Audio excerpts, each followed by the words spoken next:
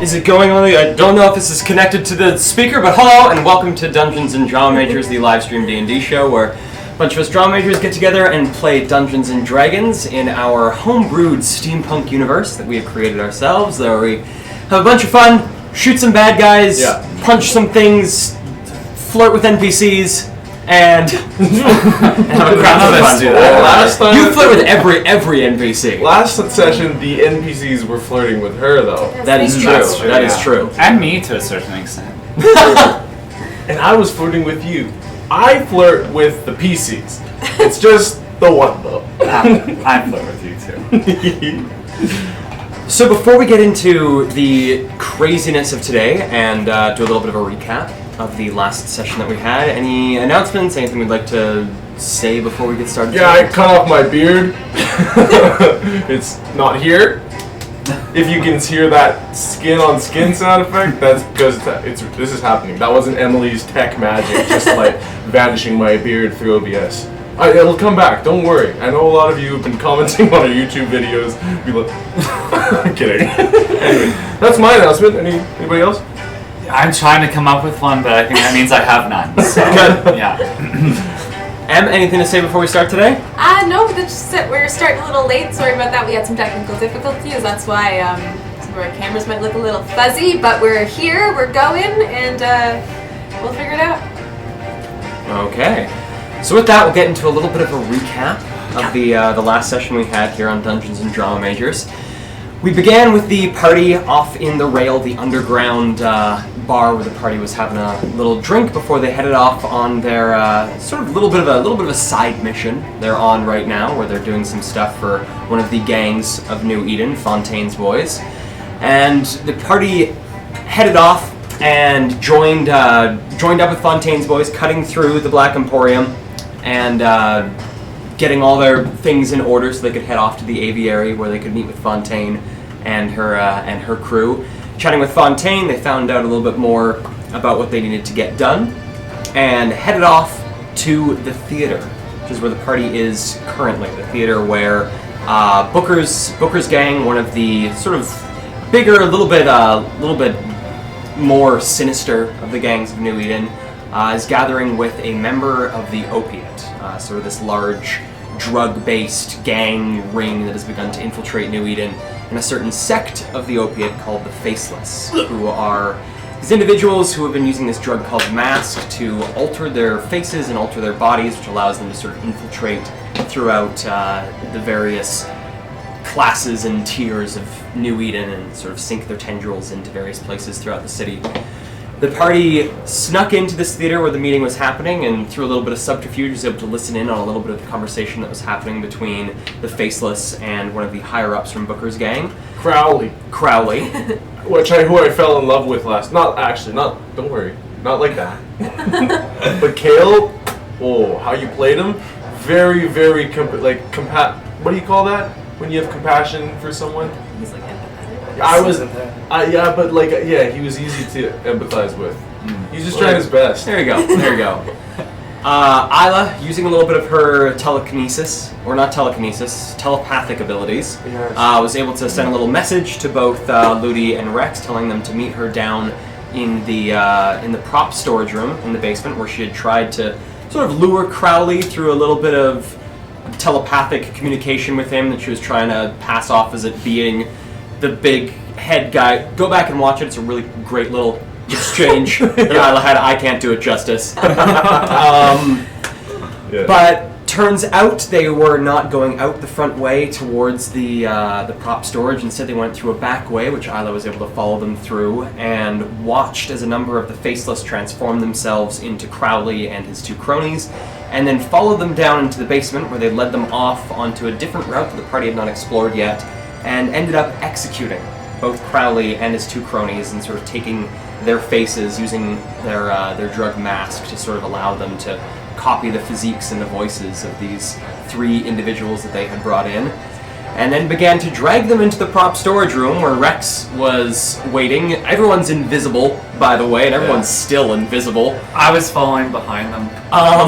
But Rex witnessed the Faceless begin to hang these corpses up on the second tier of the large costume racks that are in this prop storage, and have begun to like meat hook them into the costume racks, sort of hiding them amongst the various old and dusty costumes. What part of their body did the meat hook go It's through? like right, like sternum, right through like. Wow. The stuff you come up with Good in a spot week. to good spot to hook people. Oh, It's all bone, big bone, little hook. But seeing this, Rex decided it was time to jump into action, and so armed himself with a dose of the drug that he makes called Lax, which puts people to sleep, and tried to get a little 2-for-1 action going with the Lax, but only managed to get one of them to ingest the Lax through his invisible application. So one of the 3 gang members that is in the basement currently is knocked unconscious by this dose of Lax. Yeah. Another one was knocked off the ladder that he was using to meat hook these bodies into the costume racks, and so is right now hanging from one of the bodies up on like the second story of this this large clothing rack. And then the third one is down on the ground floor with Rex, sees Rex as the invisibility comes off, and we're starting today's session with the best thing. Can everyone please roll for initiative? Oh, Yes. I don't know if I've done that. If I have done that. Oh no. Oh. Really? Is it, Lila? So much for being a rogue.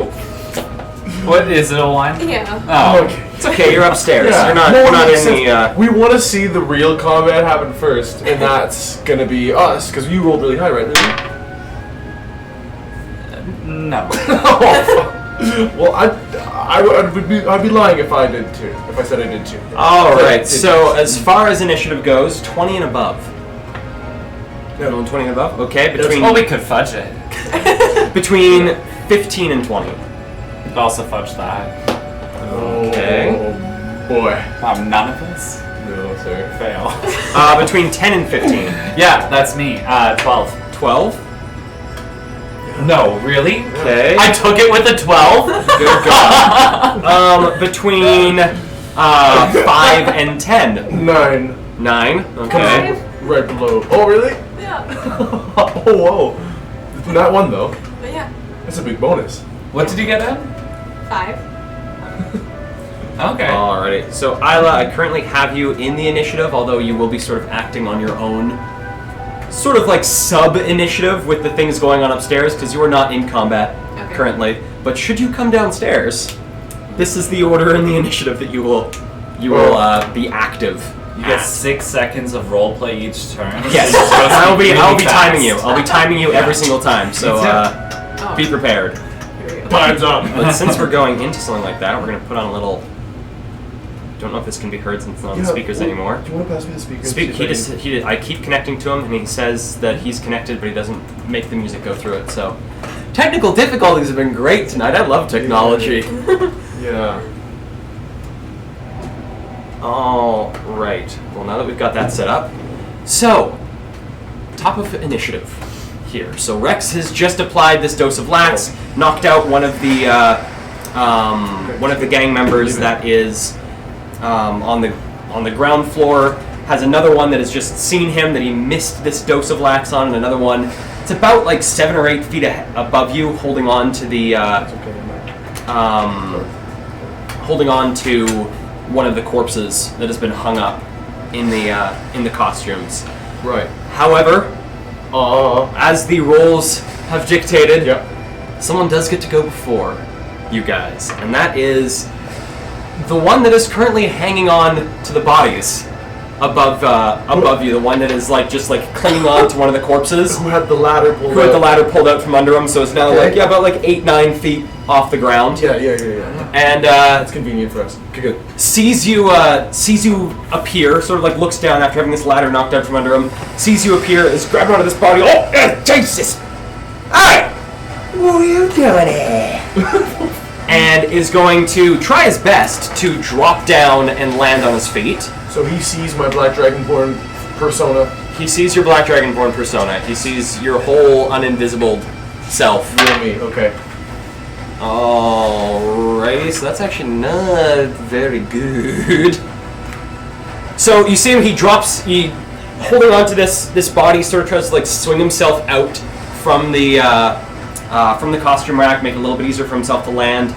Foot gets snagged in what looks to be like one of the cuffs of like a coat or something on the costume rack, and he does like a little like half turn midair and just into the ground, and does take 1 point of bludgeoning damage to this poor dude. Good. So that puts him at that much. 1 damage can make all the difference. 1 damage can make all the difference, as we have seen in the past. Yep. Hits the ground, is now prone, so he's going to use half of his movement to stand up, and then is going to, as he's pretty well like right in front of you with the way the ladder fell and where he is. He's pretty well dead in front of you, and so is going to reach down to his side, draw this like long curved short sword. It's long curved short sword. Yeah, long curved short sword, and is going to take a pair of swings at you. All right, let's hope my AC can suffice. So the first swing is going to be that's a 21 to hit. No. Okay. No, it will. And the second one is going to be less than that, as a 19 to hit. 19. Both very, very high rolls to start this You just fight get off. Yeah, both hit. Weren't expecting the guy to get up after landing, and you like feel like a little like crack of his ankle. I forgot you as he hits. get up after falling in D&D. You can get up. Yeah. I love getting up. At least in the same turn. You know, I was like, okay, yeah, no, that's a rule. I believe it. And you're the dungeon master, so when you say goes. Okay, so as he swings at you, you hear from beside you the sound of something begin to get loaded, and as you like look over to see what's happening, gets like a little bit of a better stab into you, as you do meet the parameters for the sneak attack from this guy. You're within 5 feet of an ally of this dude, so you do get hit by the sneak attack. I hear something the guy beside you loading something? The guy beside you's loading something. I can see all of this, right? You can't. You're at the door, you hear the sound of something fall, and whatever noises Rex makes. Yeah, it's a little something like this. But from where you are at the door, you can't see, because they're right now like right between these two about like 20-foot high costume racks. So Two situations where you make that sound. One of them ain't happening right now, so. so that's 12, 15. So starting off combat with 21 points of piercing damage. What? No. Split between the two attacks. I'm fine. In our other campaign, he's a tank, and so I always think that he's fine when he takes 21 points of damage. That's but, like almost half. Yeah. Almost half my health. Poor baby. So that was a lot of damage. A lot of damage. I'll take 21 points of Okay, damage. good. Otherwise, you're breaking the rules. So gets you with this stab of the short sword. Is able to like do like a little bit of a slash across your gut as well as the short sword gets pulled out from the first slice, and it's sort of like swinging the blade in his hand. All right, it's a bit easy. And next up in initiative is Ludi. So Am Ludi, I at still the invisible? you are still currently invisible. You're at the doorway leading into the costume shop, which, as you left off last game, you're sort of listening in to the room to hear if anything would happen. You hear the sound that Rex makes when he first appears, as he appears and fires the lax into the two guys. You hear the sound of a ladder fall, and then you hear 2 guttural noises from Rex as blows are landed. Okay, I'm still invisible? Okay. You're still invisible. I'm gonna try and move towards wherever I hear the sound coming from. Okay.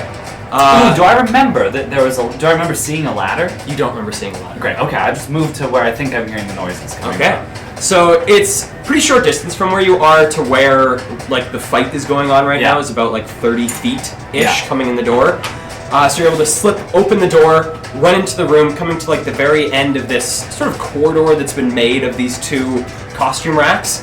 You see Rex about like about 10-ish feet into this little corridor, is currently facing off against an individual, like one of the full theater blacks individuals who has like the gleaming edge of a bleeding, like a bloodied short sword in they're their on the hand. ground? They're standing up facing Rex. Okay. You see another one little ways away, probably about like 10-ish feet away from where Rex is standing. Looks to be like quickly loading something small in their hand. And then you see the ladder that has collapsed, which is just sort of like laying beside where Rex is. Okay. Can I? So they're facing off like this, like Rex. Yeah. Other dude. Can I run up behind him You can for a sneak attack and get an advantage? It's pretty. You'll have advantage anyways because you're invisible Great. right now. But I'd really love to piggyback him and stab him in the chest with my butterfly knife. Oh my god! Can I do it? You could potentially do that. I believe Like a wall jump. as far as I just yet, need to I double can't check. run So I on think it's walls only until, the like, level. can say. Oh well, you could like. I'm thinking about it. This is where the idea of that sort of thing starts to grow in my head. Martial arts. Oh, I get it. Yeah, like because you're not level 10, you wouldn't. Unarmed strikes. Switch your short swords. I could do something simpler. Well, because I'm just wondering, because with your unarmed strikes, I think those are the only ones that get the bonus, that get your damage increase. So, like, your unarmed strikes right now are a D6, whereas a butterfly knife would be a D4. Oh, I have my butterfly knife here and I wrote 1d6. I don't know if I have a special one or something. On my equipment bill, I wrote I might just be 1d6. misremembering, because I know it's the Kensei that gets to use certain weapons as monk weapons. Oh yeah, but Is there a butterfly knife? daggers are a monk weapon. Daggers are a monk weapon? Okay, so daggers are a monk weapon. It's just like from the monk weapon. Right. Yeah. Yeah, so you can use that as the D6 Okay. as well. Great. So it's a little bit tight because this corridor is maybe like 6-7 feet wide. So you're sort of like weaving between two people. But what's your speed? How much movement speed do you have? 55, baby. Yeah, you can easily get behind the one that has just attacked Rex. Awesome. Okay, so I'm gonna like slipping out like a maiden in the night. Just weave through some costume racks and get around behind him and lunge with my flipping out my butter knife at the same time and piggybacking him with my butter knife. Very dull knife. No, it's a butterfly knife. And like piggyback on like this and stab him in here. Okay, give me a roll to hit with advantage. Okay. Oh, frick. So I add my sorry. Yes, you Well, add your rusty. it's been a while since we've done combat. Yes, so you add your to hit, which should be your dexterity plus your proficiency. Okay, yeah, so that's 16. 16 hits? Yes. So roll me 1d4 and add whatever the mod is. So add your dexterity. Or D6, right? Oh, it's 1d6, D6, right? Add D6 plus X. 4 plus 4. That's 8. Alright, so you jump on their back, give them a stab, sort of like you jump on this guy and there's like an immediate like tenseness that fills his body. It's like he was just not expecting anyone to be behind him. You plunge this knife into his chest as he sort of pushes you off and turns to face you. Oi! Where did you come from? Oh wait, I wanted to ride his back.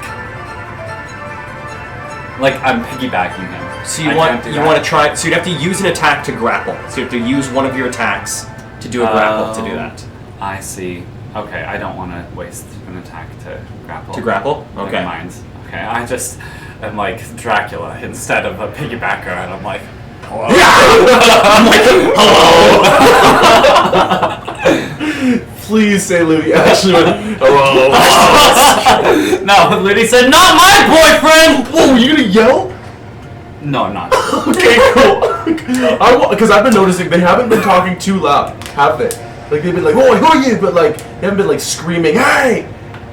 Well, they don't seem to be trying to be quiet. Fuck. Okay. Still not gonna yell. Yeah, alright. If you did yell, then that's what happened. That's what I would have said. Okay, so you come behind this guy, stab him in the chest, he whips around to face you, and you still have one more attack unless you'd also like to use your Flurry of Blows. So I have 2 attacks per turn, and can I use Flurry of Blows on both of them? You can only use, so Flurry of Blows, it takes a bonus action to use it. Got so you it, only use never it mind. once. Cool. But it allows you to make 3 attacks instead of 2. Yeah, so I can do And my second attack, is it a bonus action or an attack? Or So you right now, since you're above level 5, you have 2 attacks. You have your 1 basic attack, and it's also gained from extra attack. Mhm. And then if you use a bonus action, you can make 1 unarmed strike as well. Oh, I see. Okay. And then a flurry of blows will give you a So second. I can't give do you a 2 second. attacks. I can't do 2 attacks plus flurry of blows in the same turn. Oh yeah, you can. Yes, you can. Oh, okay. Because you have 2 attacks, and then it's a bonus action, a flurry of blows. Yes. Okay. I'm gonna do my second attack. So if he turns to face me, that second attack just gonna be a bop right to the chin. Okay, so give me another roll. This is with advantage, because now you're flanking.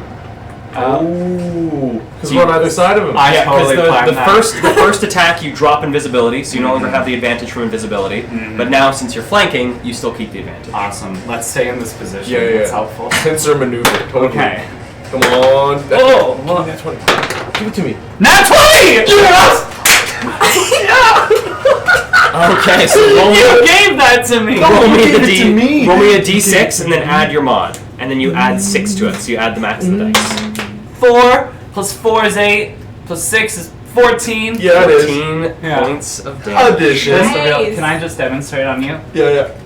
Just so you can keep along at home, we do use the sort of optional little variant of how we do our crits, where instead of making it so you double the damage dice, we max the first dice, then you get to roll another one. It just makes the crits feel so much more fun, and they're more juicy as players, but they can also be more juicy as the enemies. Oh, you have yeah. a chance for it to get turned against them. There's Yeah. actually a really good Twitch clip we have of me taking like 52 damage, which Yeah, from a rough crit. yeah, like level of like crit 3, so I instantly lost all of my health, and it was like 4 damage away from instantly Insta-kill. killing me.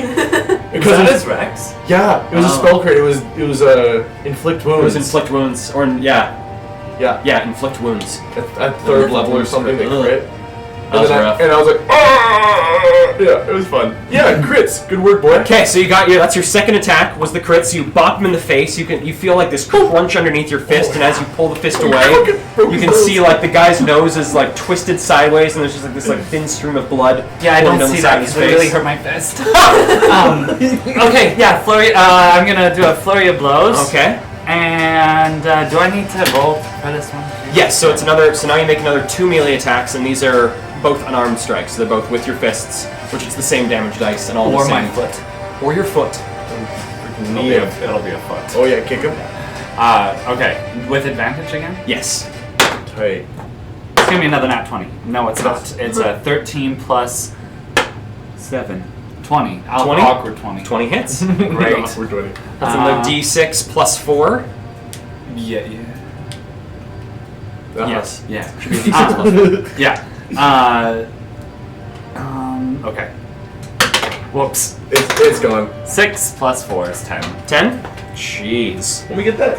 I can get it. No, it's fine. And so what was this attack? What did you do? Well, here's what I'm thinking.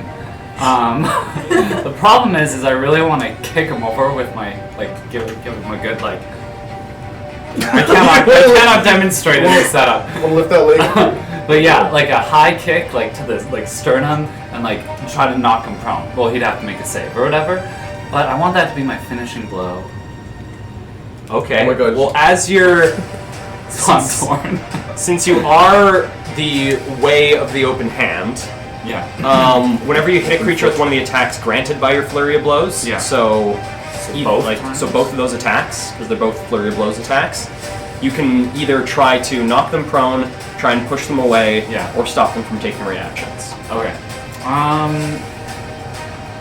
I do want to try to knock them prone, so that Okay. we can just stomp on their face a bit. This one will be a kick, right to the region. Right to the region. Okay. What is your key? I can. What is your key save DC? It should be on there somewhere.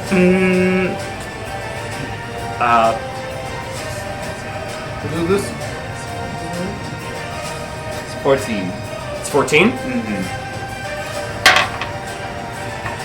All right. So you wind up a good old kick to this person's nads.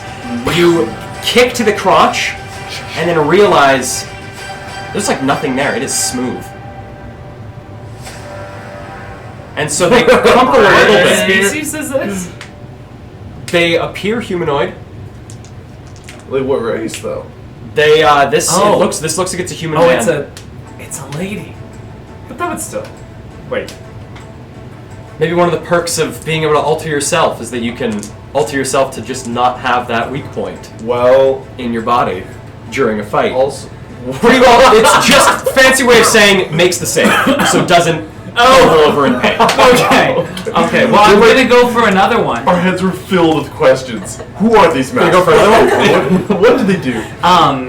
Okay, so this one, my foot's just gonna keep rising up through the air and then go down if I land So it. you're gonna try and do like a heel Yeah. down towards them? Okay, Yeah, like they're- right on like some little spot here that just makes them crumple. Okay. I'm gonna try and make a fall form again. Okay. 20. Yes. 18. 7. 21. A lot of numbers. 21. Yes, Final answer. that does hit. Great. Okay. 7. Nice work, man. Yeah, 7. Nice. Wow. A lot of damage. And you're gonna try and knock them prone again? So if this is my leg, it's like it's going like hits them in the nuts, but they don't have any. Doesn't work. Like keeps going up in the air and then boop, bop right down here, and I'm gonna try and knock them prone. Okay. That's cool. This one, they still manage to stay standing. So you bring down the foot onto like their shoulder area. They're like get a hand in there to stop the impact a little bit, but you still feel like something snap underneath your foot. Sounds like you like Maybe shattered a collarbone. Yeah. And as like they push your foot off, you like take like a step back and face them. They are battered and bruised. Their faces bloodied. They've got like this weird twisted look in their shoulder from the broken collarbone. Yeah. They're looking fucked up. They are not doing so good. Sorry. But that is that brings us to the end of Ludi's turn in combat. But now we go to Rex. Watching my boyfriend kick ass before me. Wait. Sorry. I was looking for this. Watching my boyfriend Wait. continue to kick ass. Can I still do the stunning strike after you hit an opponent? You can spend 1 key and the target must make a con save or be stunned until the end of my next turn. Yes, you can. You can spend another key, so you'll spend 2 key this turn. Yeah.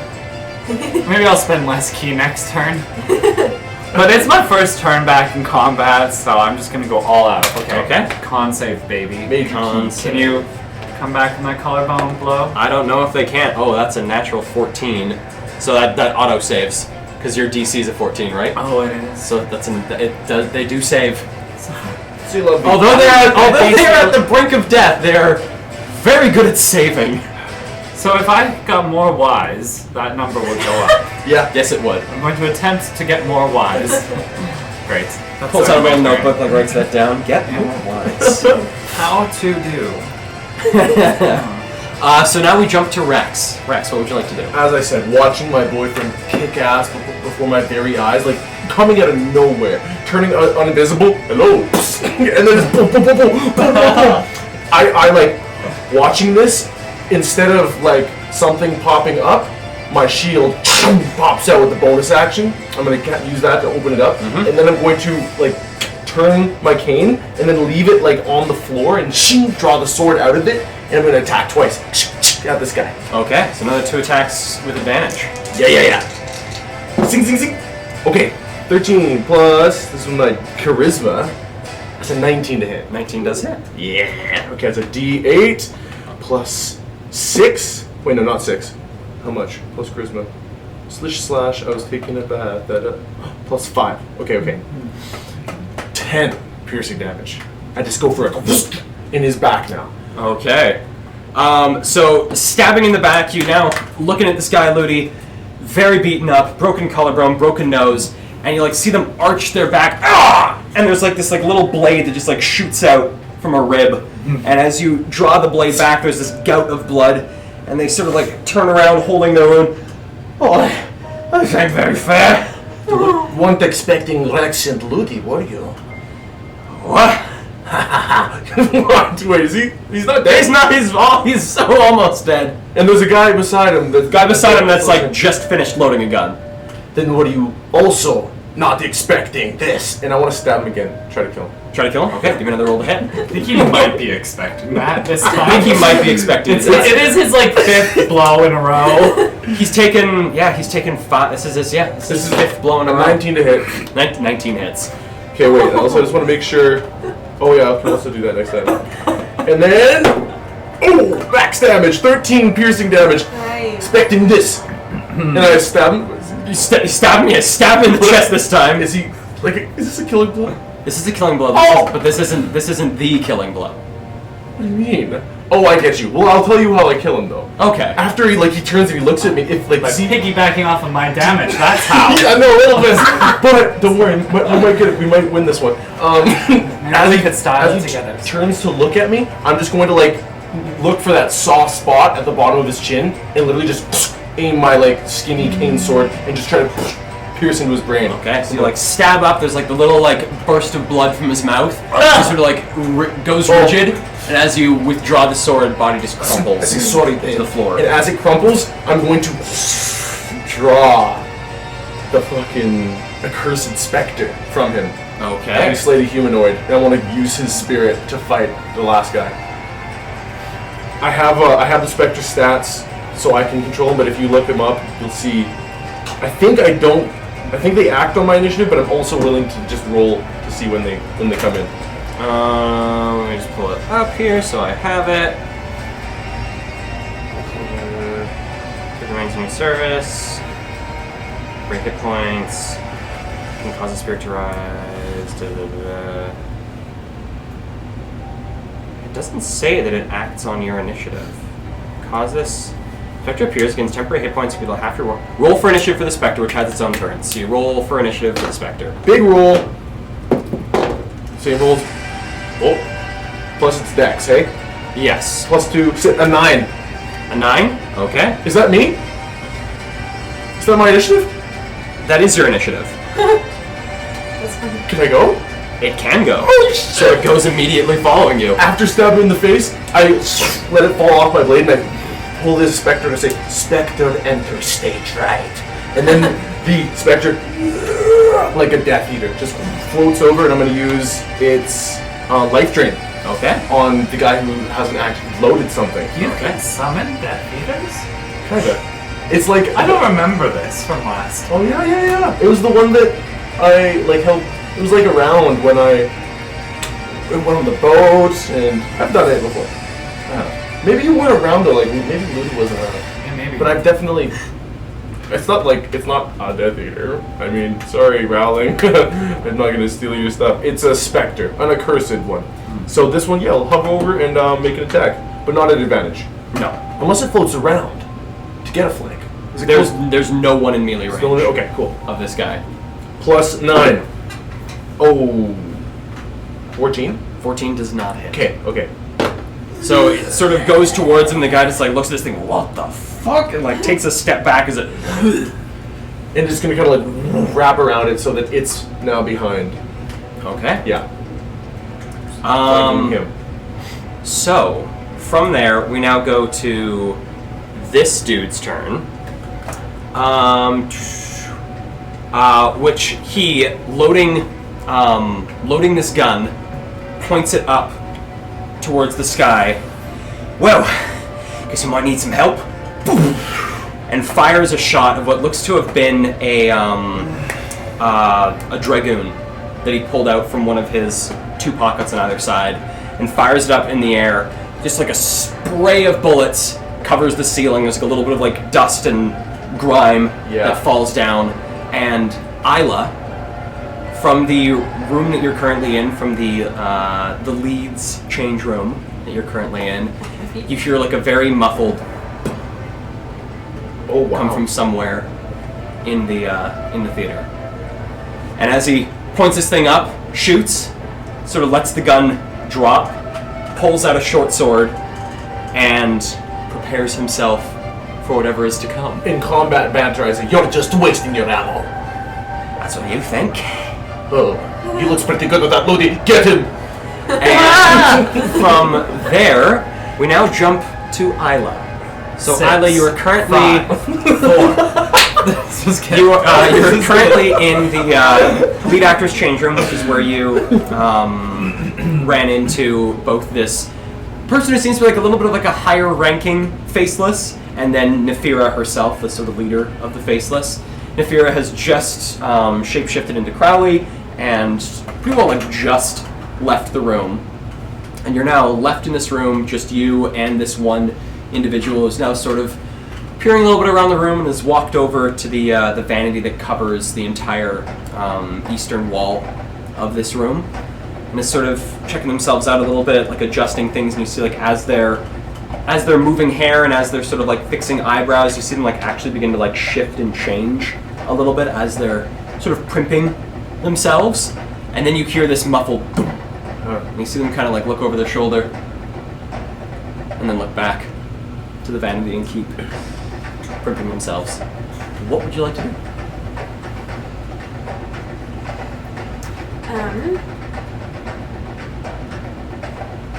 I want to follow after Nefira? Yeah. Okay.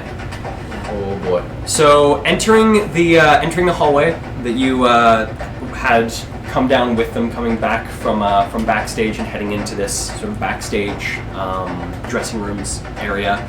You see Nefira sort of peeking out the door. See Nefira has almost gotten to the sort of little intersection where you could turn off to go into the foyer, which is where you guys... Oh wait, I have a question. Mm-hmm. You took damage, yeah? Am I still... Oh, concentration. 2 concentration checks. Ooh, yes. For invisibility. Give me 2 concentration checks, both are a DC 10. Okay. Cha-ching! Oh, I failed. No, can I give him a luck point? Oh, can you give me a luck point? Because we're together. I don't think you can give... No. But what if it's because we're life partners? That'd be an OP feat. Just It saying. could be a cool homebrew rule too. I'll sacrifice 5 HP to I have $5 in my room. What can we barter with you, Kale? I will pay you 5 real life dollars. Blizzards from Dairy Queen. It's just me, right? It's you guys. just- we're It's- both on this is for invisible your already, benefit. so it's just Okay. I just Well, roll a second time and see what would happen with the second roll. If you fail on the second roll, there's nothing I can do for you. Okay. Sorry. Okay, don't fuck this up. It's like we're on our phone with the internet service provider. We'll check your last term, but if there's nothing I can do for you. Janta just said in the chat we've entered the bargaining stage. That's right, Shadow. This is a pretty piss poor roll. It's an 8. Okay, so both failed, so there's nothing I can do for you. Sorry, mate. Looks like Shit out of luck. As Nefira leaves the room and you begin to like look out the door, you're looking to see where she is, and you see her beginning to approach this little intersection. Wait, can I at least be looking at him, looking at himself in the mirror, like? Sure, is that where you want to change yourself to be going? Okay, so currently behind him, sort of like peering at himself, looking in the mirror, see him like primping a little bit, and then you just see from behind him, you see yourself appear in the mirror, wide eyes, and you see him sort of like primping and like see something in the mirror and like looks, and then his eyes go wide and he turns around. Oi! What are you doing here? How did... Is this place still open? And you see like pulls in a pair of these small little daggers. Okay, I was just hoping to catch a show. I didn't want to get involved in anything. I didn't bring a prop knife or anything. Was I supposed to? And I've really loved West Side Story. I heard they were getting a version done here. I think they were reworking it so that instead of from different communities, it's from different like. you see like he's about to attack, and then has just been sort of caught off guard by the amount you're spouting I'm trying at to be, him. I'm trying to do my research because I want to be an actress. See, usually I'm not in this part of town, but I thought there was a theater here, and this is a theater, yeah? Do you want to hear something? How long have you been in here? I just got here. Wow. Did I miss the show? Do a monologue, Am. 2 households, both alike in dignity, in fair New Eden where we set our scene. Give me a performance check. I like to imagine that this is like a pre-programmed monologue of all AI. 2 households. 23. Oh my god! Yes! With a capital D Yes! deception. Our So new Eden where we set our you begin this monologue, and you see like daggers out. He's just on this little flourish, and he's like gone to attack you once, and then like sort of stopped, from ancient grudge. and then he's now just sort of like standing there, Yes! arms crossed, and is just Queen! amused. It's just like this is not how anyone reacts when they're about to get attacked. And so this is just very entertaining. Get it. And so while you perform your monologue, this individual and Nefira begins to head down the hallway, we jump back to the downstairs initiative team. You got a lot in 6 seconds though. Yeah, oh yeah. And Is it my turn because we killed the guy it is your turn because Yes, you killed the guy sucker. above you. Alright, what's the lay of the land? Good question. There's a corpse on the ground in front of you. Sorry, just to be clear, I'm in a corridor, right? Yes, it is like 20 feet high costume racks. Like this. Yes, It's about 6 feet wide. about 6 feet wide. Why don't you show that to the camera? I can't see it. Because it's pencil. Why don't you show that Can't see it to, why don't really you show well. that to me? Oh yeah. So, Alright. 20-foot high costume racks. Yes, That's what we're looking at. So multiple levels of costumes. 2 levels of costumes. Okay. 2 levels. Big trains on a few of the dresses, lots of Yes. extra space, that sort of thing. Cool. Wait, I have a question for Brayden. How high up to the next level? Probably 10 feet and then another 10 feet would be my assumption. About 10 feet to the bottom, to like where like the bottom of the clothes begin to reach the next Okay. level. Great, okay. This is standard then. This. Go on. You're proceed. I've never actually been in a multi-layered costume Oh. room before. Me neither. Okay, so dead body in front of me. Dead Rex body and in front of Rex you. and I are flanking Rex the dead is body. Rex is right in front of you. Has just stabbed a dead body. He's Yeah. just sent this like shadow being out to fight another dude. Dude behind you has just shot his gun at the ceiling. And then I said, he looks pretty good with that thing, Woody. Get him! Dude behind me just shot a gun. Yes. Oh yeah. Behind me through the costume rack or behind me down the corridor? From the quarter. Behind you, like 10 feet behind you, in between, like in amongst the costume racks. Yeah. Because you. Me, them. Like this, I'm here, they're there. Yes. Just gonna fucking run in charge of them. Yeah. And then Okay. the specter's behind him. The Spectre is behind him. Really? So I'm range. flanking with the Spectre. You're flanking the Spectre, but he did take the dodge action. Oh, this. In addition to firing his gun, he can take the dodge action as part of his fun little collection of skills. He can take the dodge action as a bonus action. So Alright. just as flavor, not with an acrobatics roll or anything like that. As I turn to go towards this guy, I just like do a super sexy, perfectly smooth shoulder roll on the ground. And is that okay? Yeah. And standing up, I go for a bop under the chin again. Okay, so it's just a flat roll. Oh, because he took the evade or whatever you're saying. So Yeah. I'm not flanking with the Spectre. You are if you weren't flanking with the Spectre, this would be at disadvantage. Oh, so thank God. Or thank Spectre. Wait, be why? Because he took the dodge action. The dodge action Dark is any Lord. attack against you at disadvantage. He, the enemy. The enemy. I thought the Spectre took the dodge action. Got it. Spectre's like, ooh, ooh.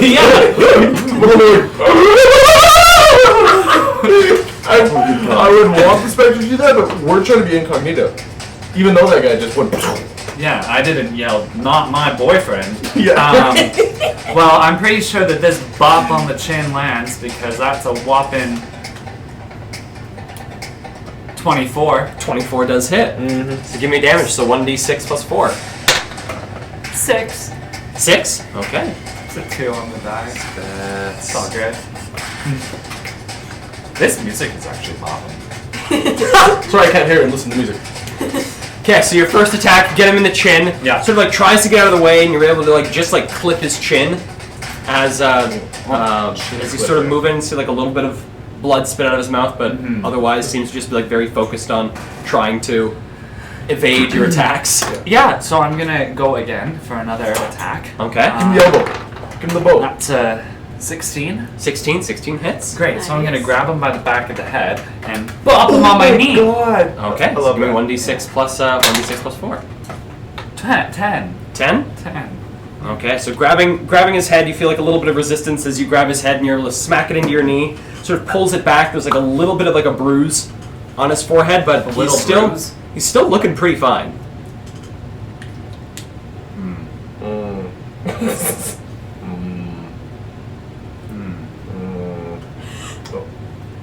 Are you gonna keep going? Pretty fine. You can hit him again. Yeah, I'm gonna use Flurry of Blows Oh my god. and go for another one. That's a 17, so 17 that hits. Okay, great. So Yeah. this one is gonna be a. Can I give him?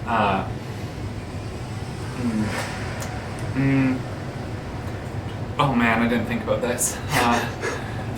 Okay, what would be natural? A bop, and then a bop. An elbow. He's falling away. Elbow him in the jaw. Oh yeah, he's like real.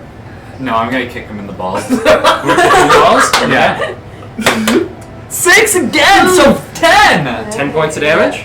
Holy Wow. cow. I Wait, mean, like, you haven't rolled, 26 you haven't so rolled to far. hit with this one yet, so you still need to roll to hit. Oh. No, I did. This was a 17. Oh, this is the 17. Yeah. Okay, so boy's gonna make a dex save. Okay. See if he let's see if this guy has nads. Unfortunately, these guys are all pretty dexy. That's a natural 20. Oh. Oh, Well, good to know no. that they're all really dexy Nards of because the steel. next one will be something else. 15. 15 does hit. Oh yeah. God. Oh shit. I remember a 14 hit the last dude. 14 so- missed. Oh, 14 missed, 15 hits. I thought I got a 14 on the last. Oh, okay, never mind. Well, thank you. Okay, so I guess I'm going to attempt to make him.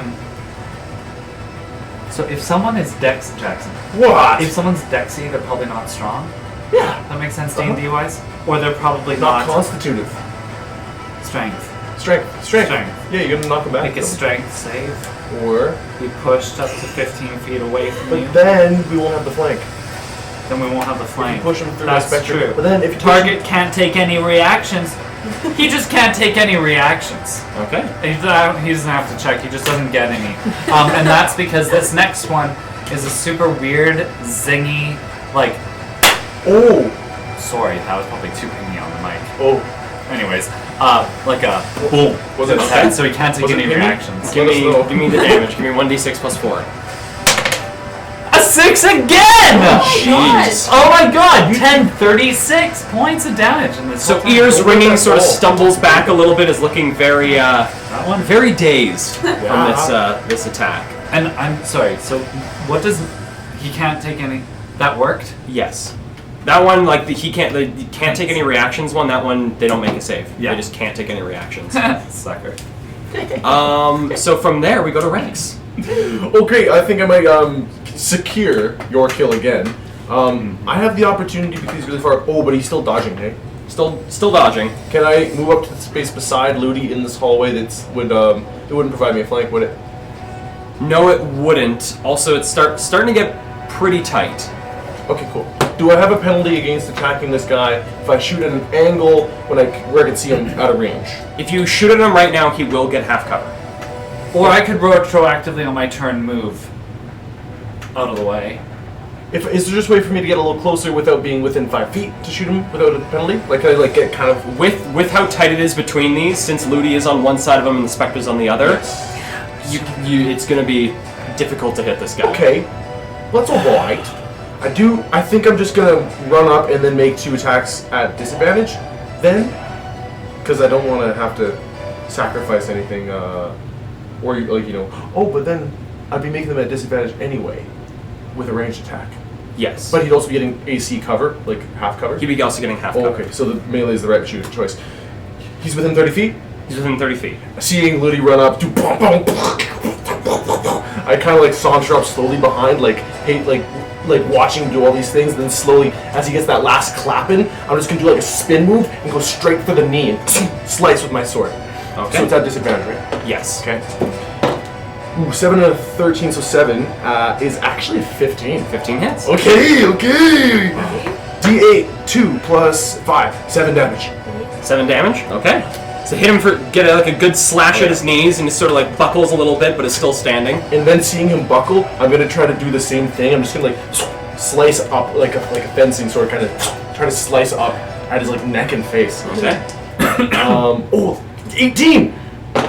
18 hits. Wow. Yeah, I got a 10, Nice. 11. I know. A lot of good rolls tonight. 6 plus 5 is 11 damage. 11 damage.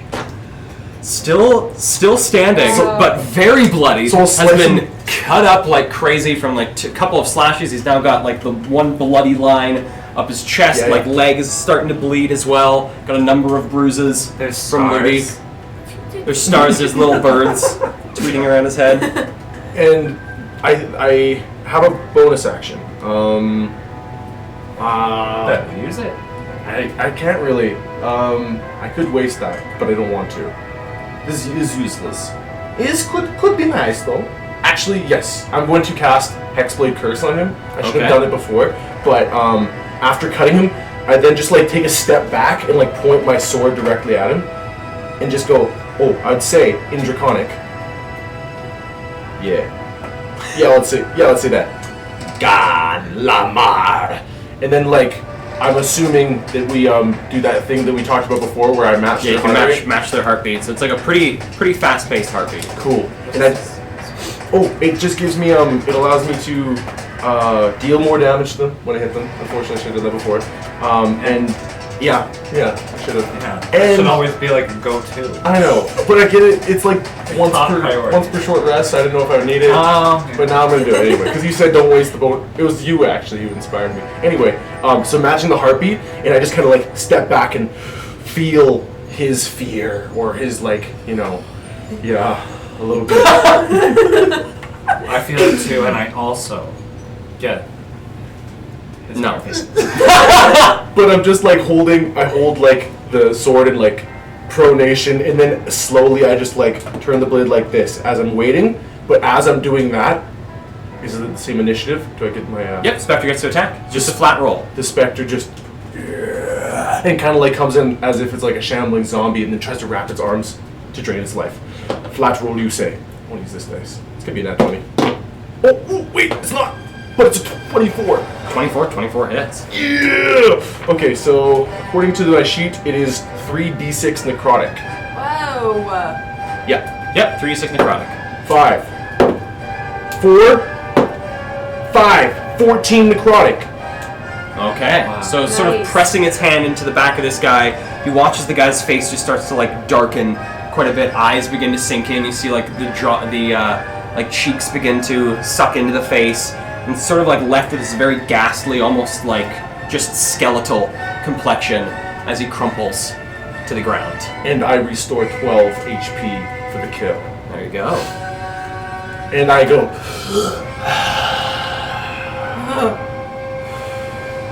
And I walk, and I just like kind of lower my head, and I turn my back on you, and I just kind of like, with like, maybe the shot is of me, and you can just see my back, and my like leather coat kind of just flowing, and I'm just gonna pick up like part of my cane, and just sheath it, and then turn to face you. It feels really gross to do that, let me just say. And I kind of look down the hall to make sure that no one's just in view with the rest of Okay. my... From where you are, you can't really look down the hall. You can look to the door. Yeah, it is closed. Door is open right now. Door There's is no open. in the door though? No one in the door right now. Okay. Great. And now we jump up to Isla. The which of you with patient ears attend, what here shall miss, our toil shall strive to mend. Do you bite your thumb at me, sir? Is the law on my the side? performance I say He's just standing there, both daggers still out, but just like watching, just This is in awe. You know what? There's ganging initiation. What if the Faceless just hold auditions? It's an 11. Okay. The law on my side if I say I nay. So you see, he's like, seemed like he was like pretty into it and like was having a good little laugh to himself of sort of at your expense of you doing this whole thing, and seemed quite entertaining. But it seems like he's had enough now and sort of straightens himself.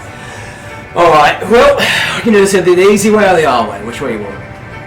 Are you asking me if you want to cast me like right now? No, or I'm asking if you want us to take you back to base, or if you just want to die here. Oh. Excuse me? You're not a director, No, okay? no. Can I go? Nope. Can I have a second to think about it?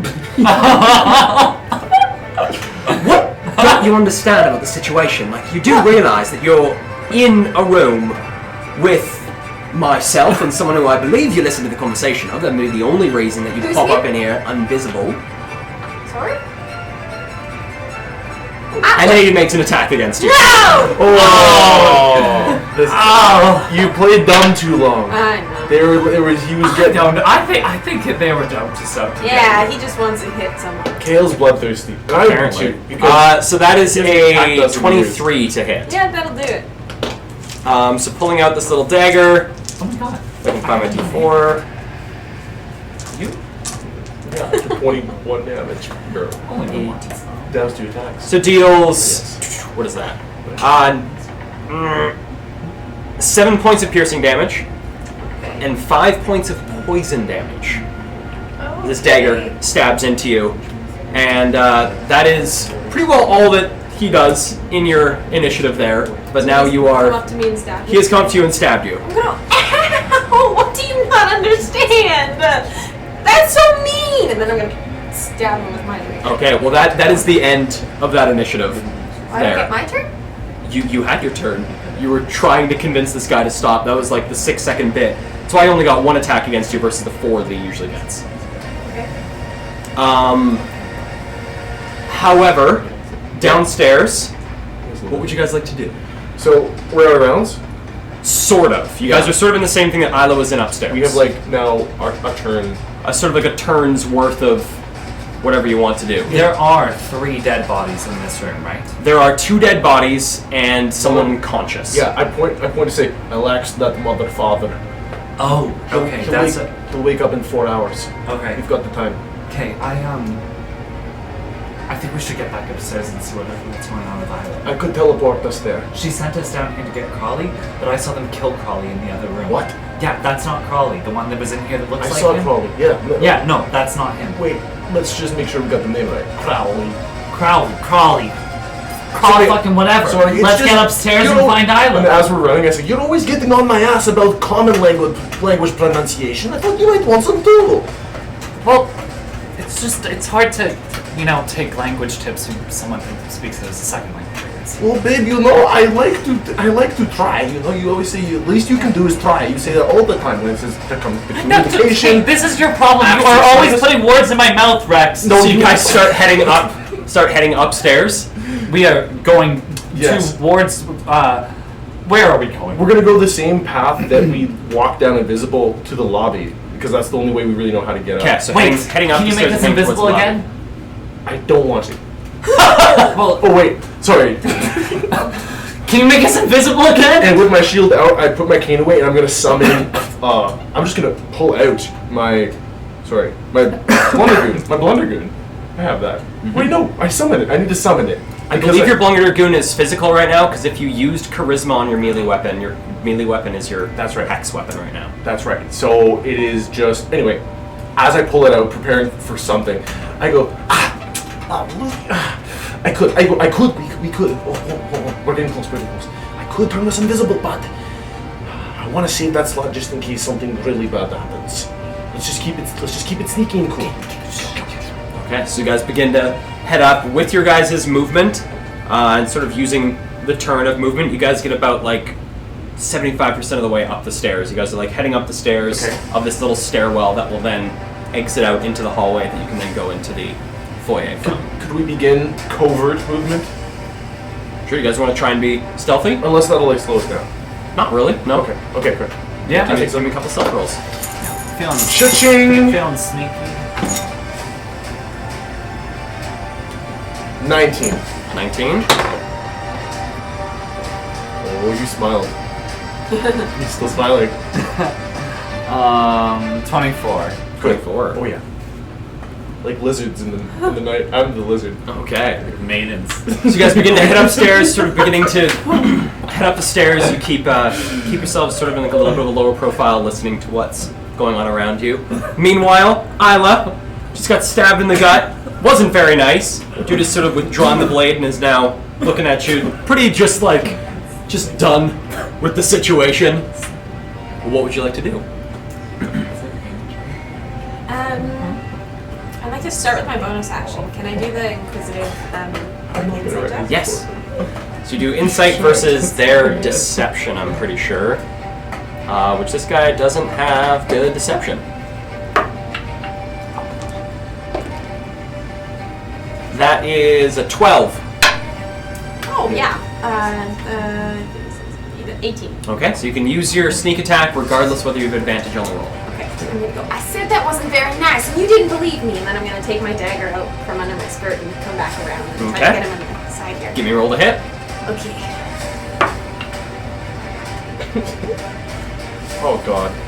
Oh, to hit with a dagger. Okay, that's 19. 19 hits. So that's 1d4 plus your dex mod plus. I think what's your sneak attack right now? 3d6 or 46? I have 46. Okay, 46. Okay.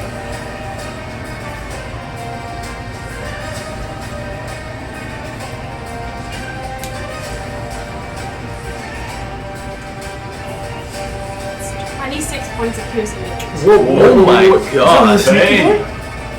Holy jeez. So that's 26? 26. Yeah. Okay, so Now that brings him down to. Our rogue's initiative. Rogue's damage roll. Oh yeah.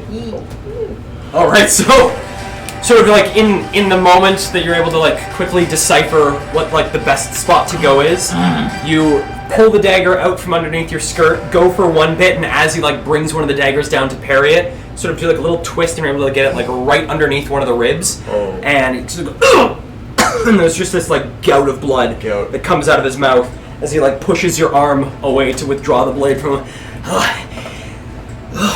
Go with that knife. You should have just let me audition. But we can do this the hard way. Imagine walking into an audition hall. Give me the fucking job. That's a good idea. Use it. God. So I've heard that before. the guy you just stabbed, the like theater blacks that he's wearing are now beginning to like darken a little bit as like this spot of blood is beginning to cover the blacks. So he looks at it and says, "Well, guess I better show you my tricks." And he sort of watches, he like looks at you and focuses a little bit, and you begin to see like his skin begin to like almost change hue. It turns to like this like dark brownish gray almost, and begins to almost develop like this rocky texture across his skin. And then he's going to take like a couple steps back from you using a bonus action, disengage, so you can't get a attack of opportunity. It takes like a couple steps back into the room. Let's dance. Wait, can I do one more thing? Is that possible? As he steps back and straightens up, I'm going to straighten up too. And I'm going to change my appearance. So I'm going to have my hair start from the roots and turn into that sort of mousy brown to about here. And then my face sort of shift to be a little more like half elf, like a little rounder, a little less pointy ears. Okay. So sees your face change and little comment as he steps back. See, we have like powers. So with that, we now go to our two coming up the stairs. Yeah. So coming up the stairs, we're beginning to round the corner of the stairwell that you're in and head towards. There's like the open archway that then leads out of this stairwell. The archway looks pretty well directly into where like the green room area is. Oh yeah. Okay. Can't see too far into it as the inside isn't lit, and it's mostly just like what excess light is pouring through the window. Give me a perception check, both of you. Okay.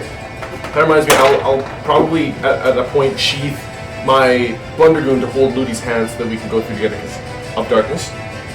Yes. Yeah. It's enough light that Ludi can see. It's now dim light on the second level.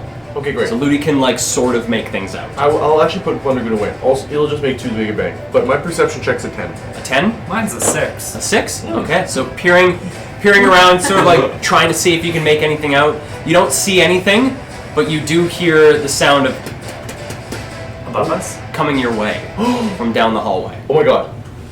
Hearing that. I want to see, are there any doors that we could like jump into real quick? There, like you can hide behind a doorway, but the only ways like in and out of this room is there's the archway that leads into the hallway, and then the stairs you just came up. And does the hallway turn like we can't see them coming down the hallway No. because It's like a sharp turn into the hallway. okay.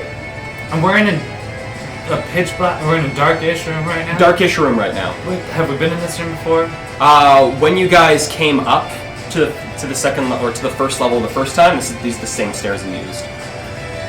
We're in the stairwell. Yes, you're in like a little stairwell. Okay, wait. Okay, I'm gonna back us up against the wall. Well, I'm gonna try to Yeah. and just flatten right up against the wall. Wait, would we see them? Like, is it so dark that they maybe could walk past us, or like, It's how dark is it? It's decently dark. It's not dark enough that like if they looked at you, they wouldn't see you. Yeah, There's a right. chance that if they're like really like that focused idea. on something, that they might not. I really like that idea, but they might see us, right? Yeah, Okay, they just see us. Okay, a couple questions. Even though we're taking more time than probably we have to react, I want to. Is it one set of feet? With your perception check, you can't quite make it out. You can I- hear the sound of movement. Gotcha. You don't know how much it is. I You see. hear movement. And how far are we from the turn? From the turn, you guys are maybe like 5 feet away. Great. I say, we'll jump them. And I'm going to use my action to conjure a Derringer. Okay. I'm going to get ready to attack the second I see anything. Yeah, and come I'm gonna around the and corner. I'm gonna like keep Isla comes around the corner. Poof! and I'm gonna keep that 5 foot distance and just shoot the head off of anybody who passes by. Okay. Yeah. So preparing both of your actions to attack the first thing that comes to the door. Yeah, Yeah. but like we're not like standing in the middle of the hall. We're both like against the wall. Against the wall. Ready? Ready? Yeah. Yeah, Awesome. and mine is a butterfly knife. I'm gonna shank him in the neck. Oh. Okay. Some Ellie from Last of Us stuff. Yeah. So you guys Yeah. prepare your actions to attack, and I'm just going Love to. you, Ashley Johnson. She's totally watching. She's right totally now. watching. She watches. She watches all. She's the totally amateur watching. She's TV my biggest fan. She DM'd me. What? Yeah, she likes me best. shows. Because you're blonde and cute like her. Damn it. Can't help it. Well, Okay. We just had a raid join us. Who? There's a raid joining There's a us. raid! Oh, Well, I love getting raided. Right.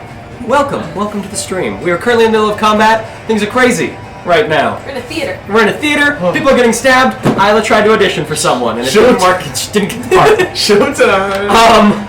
With that, Isla, it goes back to you. So dude is just backed up into the room. See his skin begin to turn like a little bit more stone-like. Sort of beginning this little duel for the two of you. What would you like to do? Just gonna crack my neck a little, and I'm gonna move back forward to close the gap he just put between us. Okay. And I want to do a whole like nice little slash and poke. Slash and poke. Okay, Yeah. give me 2 rolls to hit. I have advantage, right? Because I have the. You don't have advantage, but you get to use your sneak attack as if you Uh-huh. had advantage. Okay. Oh no! Oh no. Ah! Okay, so one of my daggers is a +8 to hit, so that's 14, Okay, 14 doesn't hit. and then the next one is a 12. Yeah. Okay. Oh. So coming with these Just first 2 strikes, you have one that is like perfectly positioned, looks like it's gonna go like right to the right spot, but as you go in to stab almost like the identical spot on the opposite side of his body, you press in and it feels like you hit stone, and you feel like your dagger just like grind off of this like newly hardened skin Oh my that god. this guy has manifested. Whoa. And like with that, you sort of like try and like get you got your slash, you try and get your poke in, it sort of ricochets off again. Alright, now it's my turn. Is there anything else you'd like to do on your turn? Before it's my turn. I don't think though. That's action bonus action, right? Okay. Okay. So ting ting, I'm and you just begin, gonna go. Oh no. begin to prepare yourself, and dude is going to. Luckily, he can't use his sneak attack on you because he doesn't have a fancy ability. But he's going to make a trio of dagger attacks against you. No. So the first one is going to be, that is a 13 to hit. No, that misses. Okay, so the first one misses. Second one is that's 24 to hit. Yeah, that'll do it. And the third one is a even lower. That's a 10 to hit. So only one of them hits. yeah. The first one Oh, swings yeah. and you're able to like get like a little bit of distance from it, like almost skims. Can I do what? Can I do a back bend? Yeah, you can do a back bend over the blade. It just like nice. flicks over you. It goes and then is able to like stab down, and as you're bent back, sort of sees that you like how you're using your legs for support, and comes in and gets you like right in the thigh on one of your legs, and is gonna hit for Snake Eyes. That's 5 piercing and 1 poison. So Okay. 6 points of damage Okay. in total. And pulling back from the stab to the leg, he tries to do an identical stab to the other leg, but you're able to move it out of the way in time, and got this little rogue duel. So these are all Going your on. tricks. Meanwhile, at their new initiative that they came in at, someone rounds the corner. So, Ready. Ludi, give me a roll to hit. Yes. First thing you see is a dark-haired woman begin to like turn the corner, and as their face like turns the corner, fist is like right there. Yes. I'm feeling lucky. So Yeah, you are. this is with advantage because it is a surprise attack. Ha, never mind. I don't need luck. Yes, I do. I'm still feeling lucky.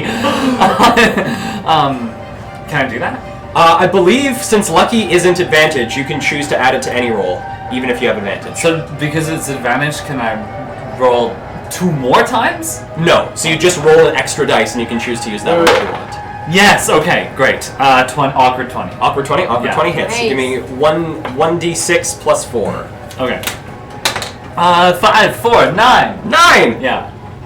Okay, so they come through the door and you crack! And they like stumble forward, they like take like a step forward as they like get hit. You can feel the sort of like wet bag of teeth effect as you like hit someone who's just like not expecting to get hit, and there's just like this like crunch sound of teeth as they take a step forward, and then Rex, I just want to say, I've never Wait. summoned... Can I hit twice? I believe yes, so you get to use the full attack action, so you get your second Yeah. attack. You can't Okay. use a flurry of blows on this. Why? Because you can't technically use a bonus action because you're saving just the attack action, but you do get the second attack. It's a rule that I It is a don't rule. understand, of which there are hundreds. Okay, great. I'm gonna go again. So crack, and they like look up. What the? Okay. 14, 7, 21. 21 hits. Yeah, 21 hits. Great. This one's a 6 plus a 4, so 10. So 10. And this time, So they've just stumbled into the room.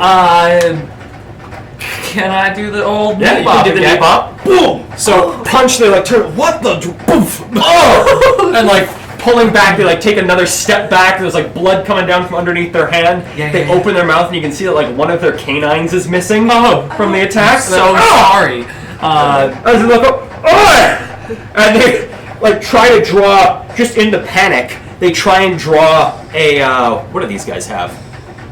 Try to draw their Derringer to shoot you, but right at point blank, but right as they begin to draw, Yeah, I just want to say I've never summoned a Derringer before, and I love to describe the like black metal of each one, and this one's a little special because it's tied to my backstory, and I don't even know that it's tied, but I summoned a Derringer, which could you just describe what a Derringer kind of looks like? So Derringer, it's like a very small little pistol, mostly used for like stealth scenarios. It's super duper compact. You could keep it on your person, and people are very unlikely to find it. However, it does only have room for 1 shot, so once it's done its shot, it takes a long time to reload it. Mm-hmm. And this little box has a like wrapped around the barrel is the tail and form of a tiefling woman who is like kind of perched underneath the end of the barrel. Really?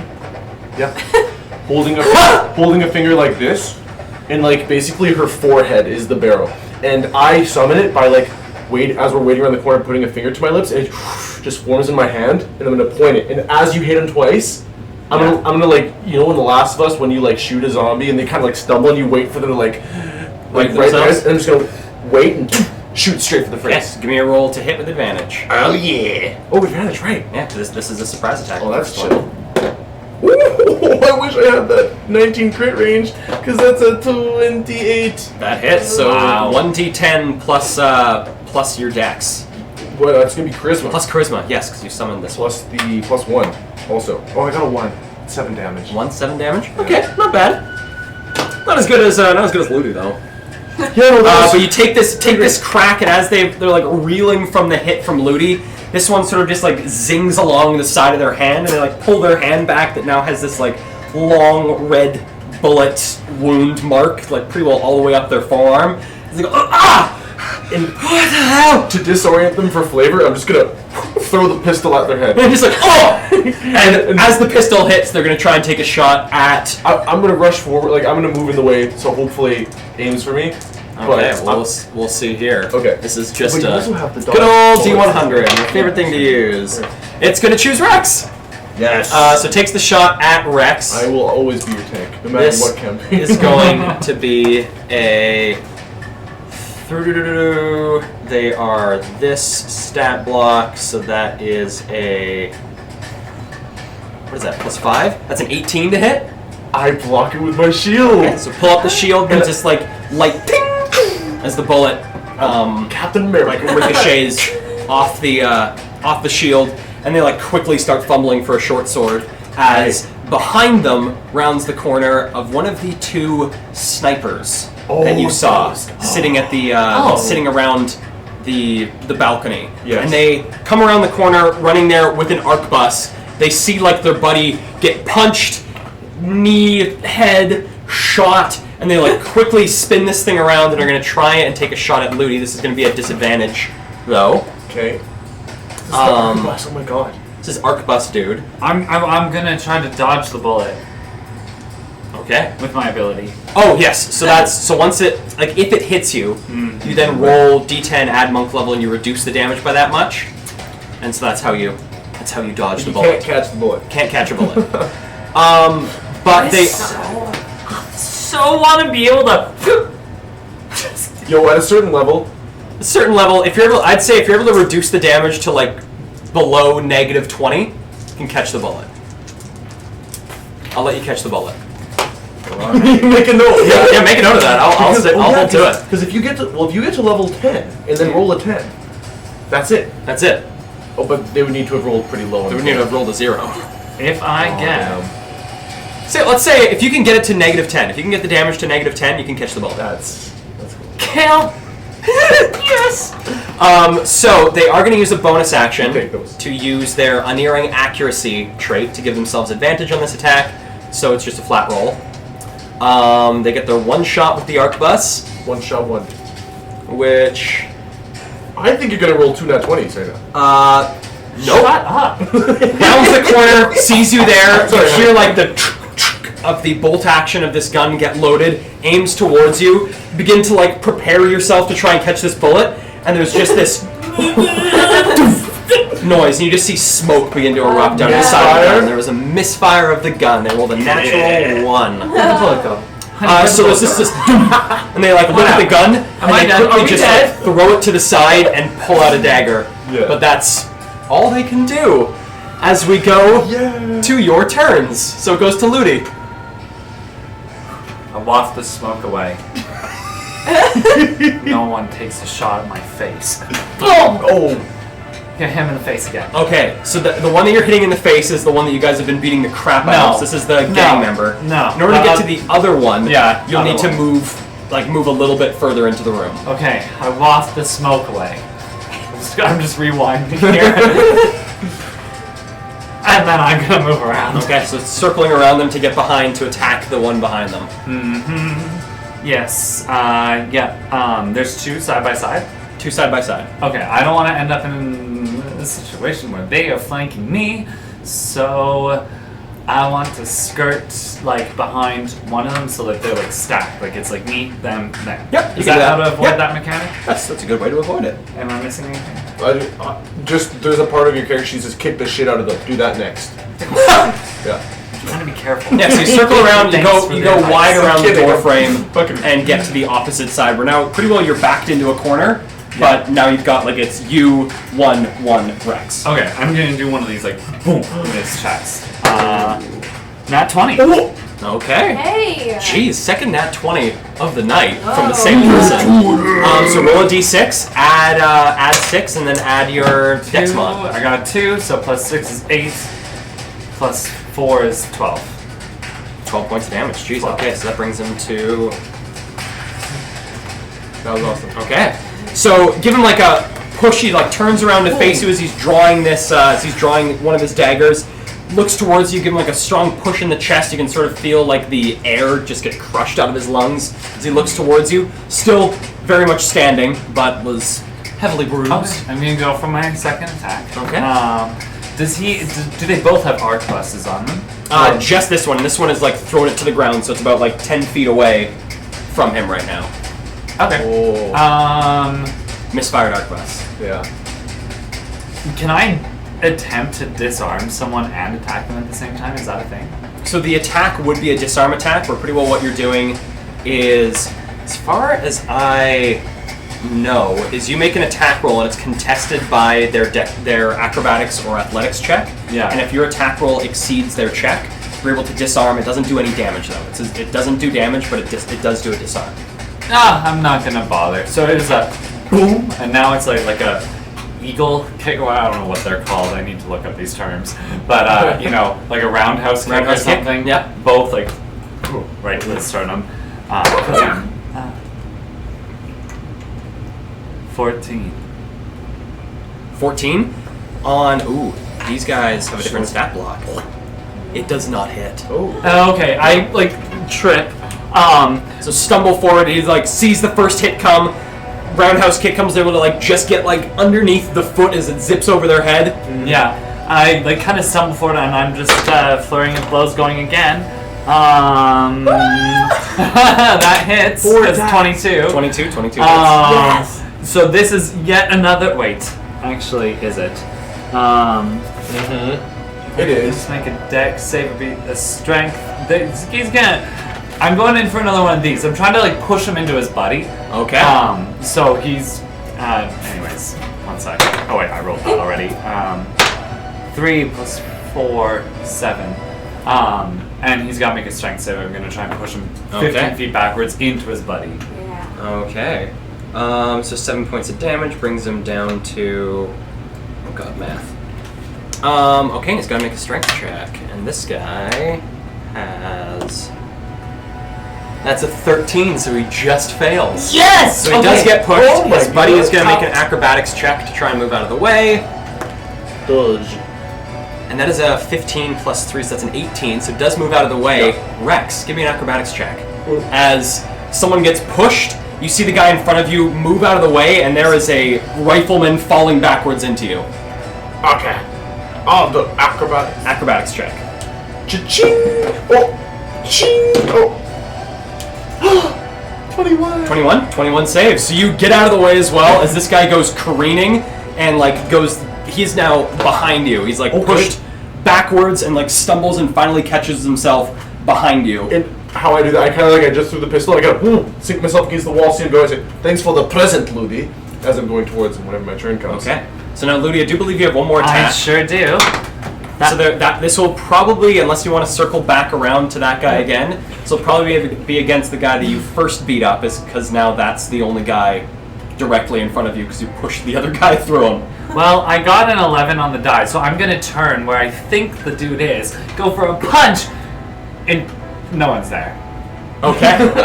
So I got disoriented. Got a little bit Shuffle. disoriented in the push and the shuffle. You're all excited. Do a punch. Just feel it whiff, and you look and you see the guy's like now way over there, and Rex is giving you like a thanks. Okay, and with that, we now go to Rex. So, Oh, sorry. Now they are no longer.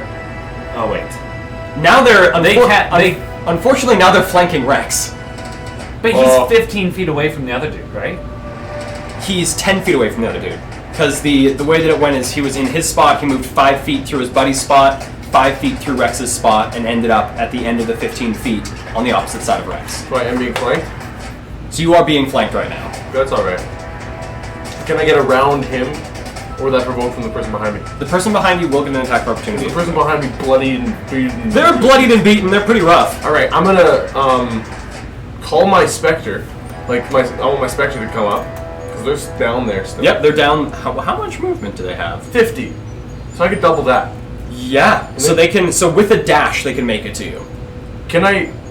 Can they make it to me if they fly through the walls? Well, like yeah, flying through the ground it still takes 50 because you guys Okay. ran down like using dashes the Yeah, last yeah. couple of turns. You guys are about like 60 or so, like So- 60, 70 feet away from where you were before. Yeah. So 100 feet through the walls. Through the walls gets to you guys. Okay.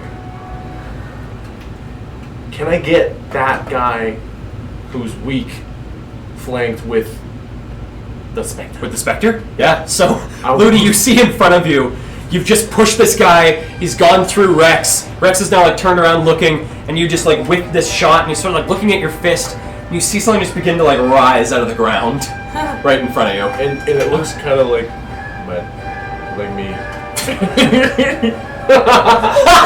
And then I'm going to draw a cane sword and go for a stibby stab Okay. on the guy who's a little messed up. Can you roll the hit? Cha-ching! 19. That hits. Range. That hits. It will hit. It's a little the D8. Falling down. I got it. Underneath you see. Oh, on the left side. Just on the by the lip. Yep. You gotta see. Try again. 2 plus 5, 7. 7. Sloshing, piercing. Okay. So do a pretty solid cut towards them. There's like a little spurt of blood as you cut across their chest. On guard. And They're then they're looking pretty rough. yeah. And then I'll just do it again. Okay. I'll just do it again. Just do it again. Just do it. Oh, that's what. 18 on the die. Give me that. That's what. It's not. So it's Guardian 26. 26 hits. There's been so many Harry Potter references in the last one. You're like, I'm gonna go after him like Snape when he brushes down the corridor, and you're like, Yeah. this one. Harry Potter on my mind, I suppose. 2 again, so that's gonna be 7. Another 7. And Okay. maybe my spectre. Yes, so your Spectre does come rising up out of the floor. You give this guy another cut. They're looking real rough. Spectre appears behind them. But that was my action to get there. To Yes, dash. it was the Spectre's full turn to get there. So Spectre just like rises up out of the floor. And that's my turn. Okay. And okay. spectre turn. From there, Isla, in the room of duels. What would you like to do? Yes. In the room of duels. Wow. So his arms are rocks. Oh my god. I know. Granted. I know. So I'm gonna try to slash upwards, like from like his hip bone up to like his armpit almost. So I'm gonna go in this motion, and then hopefully when I drag his attention up with this dagger, I want to sink this one down Okay. into like his appendix. Give me a pair of rolls to hit. Okay. Oh no. Pretty stab shy. So the first one is a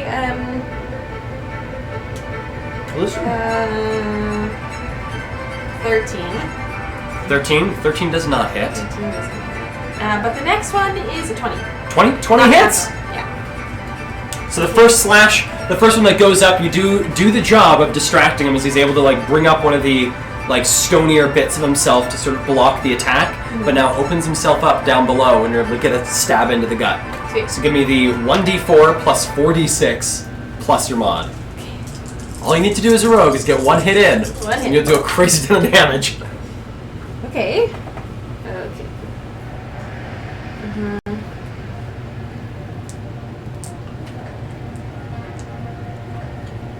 25 points of piercing Good God. damage. That's a lot. Okay. 6 last time.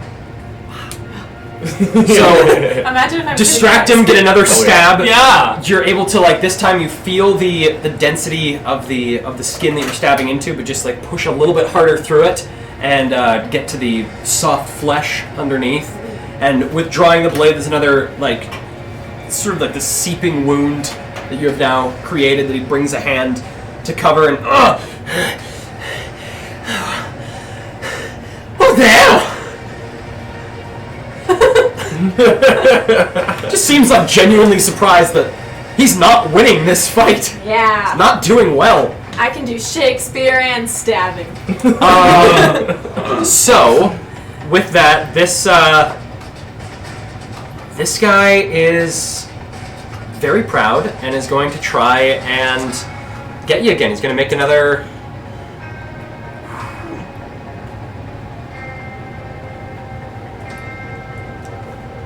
actually, what he's going to do is he's going to bonus action disengage.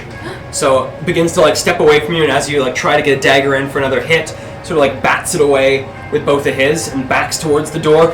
Alright, sweetie, let's bring it outside.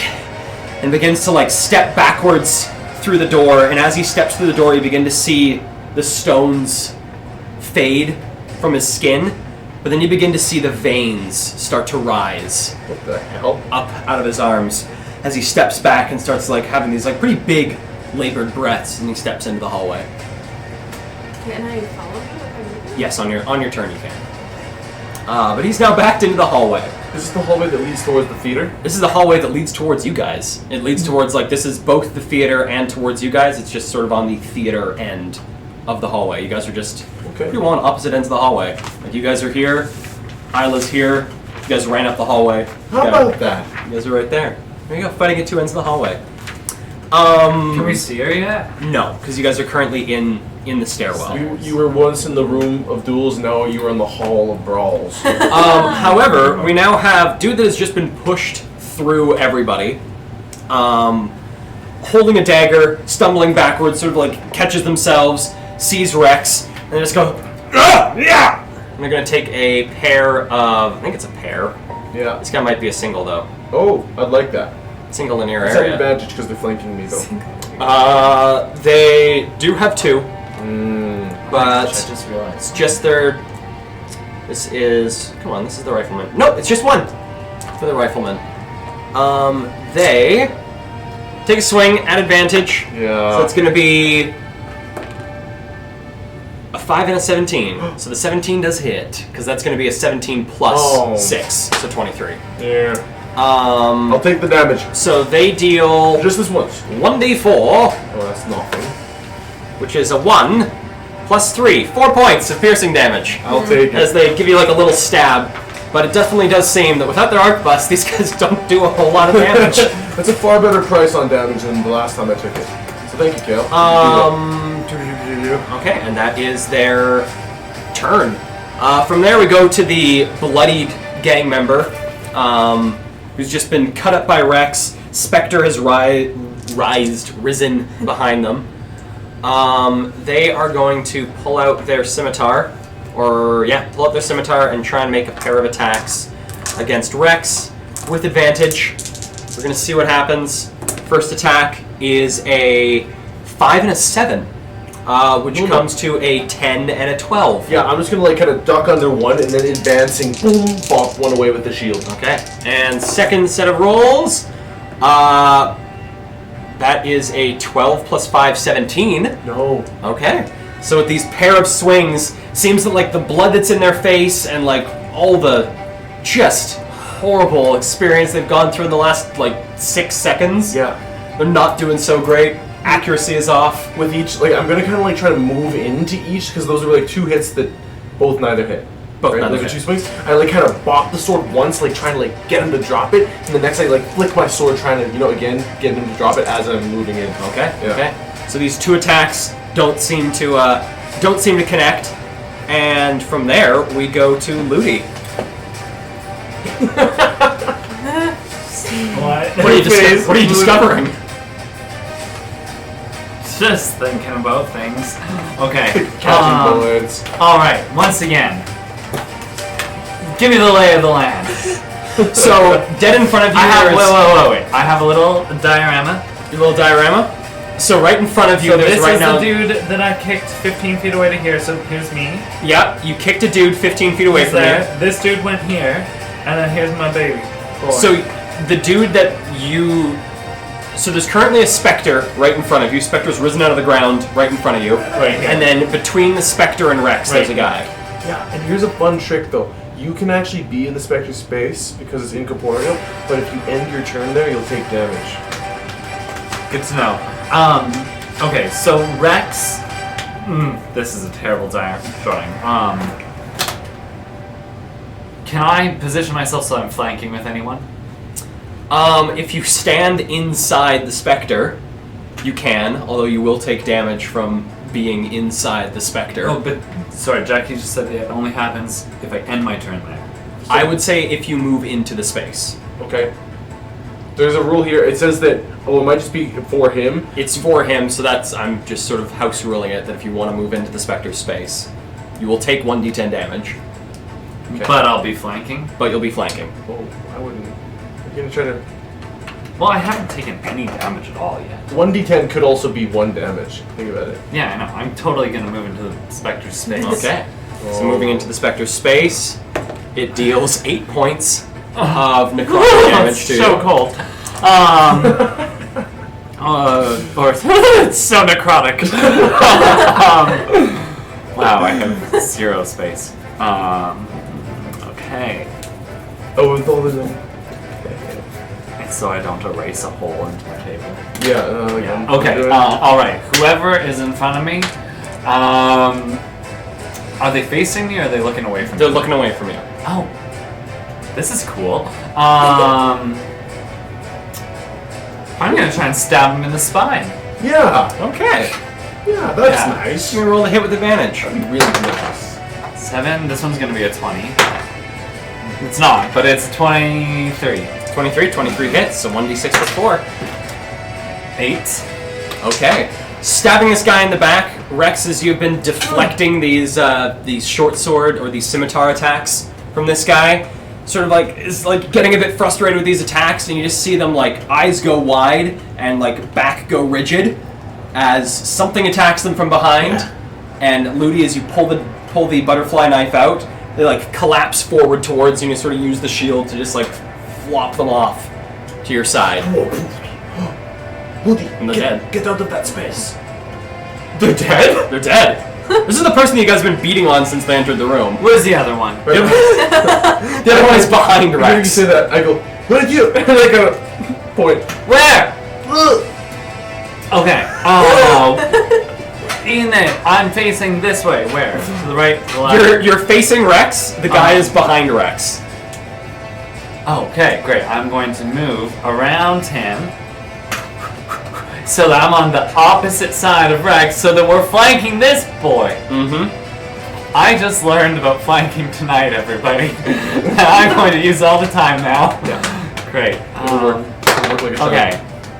corridor combat. 17. 17 hits. Okay, great. So because I'm kind of running in a circular motion, I'm going to just do a little leap into the air for flavor, and both my legs spin around in a little helicopter fashion as I knock this boy about the skull. Yes. 6 plus 4 is 10. All right. So you feel the impact as you impact their skull. They're still standing. Yeah, that's fine. And I'm going to flurry of blows. Okay. And Yeah. nat 20! Nice. Oh my god! Jeez, 3 Yes. nat 20s. It's because So roll 1d6 and add 10. Yeah. 4 plus 4 is 8 plus. Oh, you add 10, 14. Okay. 14. Okay. Okay. Okay. And would you like to impose anything with this attack? Yeah, Try and- sure. What is this, like a beefy boy or like a wiry boy? Oh, sniper, right? This person, they definitely seem actually pretty even as far as beefy and. I just really want to knock someone prone today. So, so I'm just gonna kick him in the balls again and see if I can make that happen. See if you can make him fall over. Yeah. Okay. So No. I keep freaking helicoptering in the air with my legs. It's like a big. Can I do that? Yeah. Yeah. Oh, with the- I'm like another hit. still in the air, like doing one of those ones where it's like Yeah. you bleep. I don't know. Can people see my fingers? Em? Yeah. Right. Where it's like pew, pew. Yeah, like You know, like you're like using your like hip rotation and your leg to like kick yourself around and So around. are Yes. you trying to knock them prone? Yeah. Okay. Still, but just like prone to like the. So they succeed on their save. So they get course hit they by do. it, but they manage to keep their footing. Great. Well, I'm gonna go once more. And get another nat 20 maybe. You will. I did! Oh my goodness. I love dice. 4 nat 20s. Okay, Wow. so roll a d6 and add 10. It's 14 again. Oh my god. Okay. Braden, Yeah. you're insane. You're a machine gun. Okay, so you just like keep hearing like these like crunching sounds as this guy's neck is just getting crushed Ooh. by these kicks to the head. Okay. I'm going to. I believe that's all of your attacks. But are you going to try and knock this guy prone? Do you want to push him away? Do you want to stop him from having a reaction? This is. Yeah. No, but the way this attack looks is I'm no longer spinning around in the air. I've landed.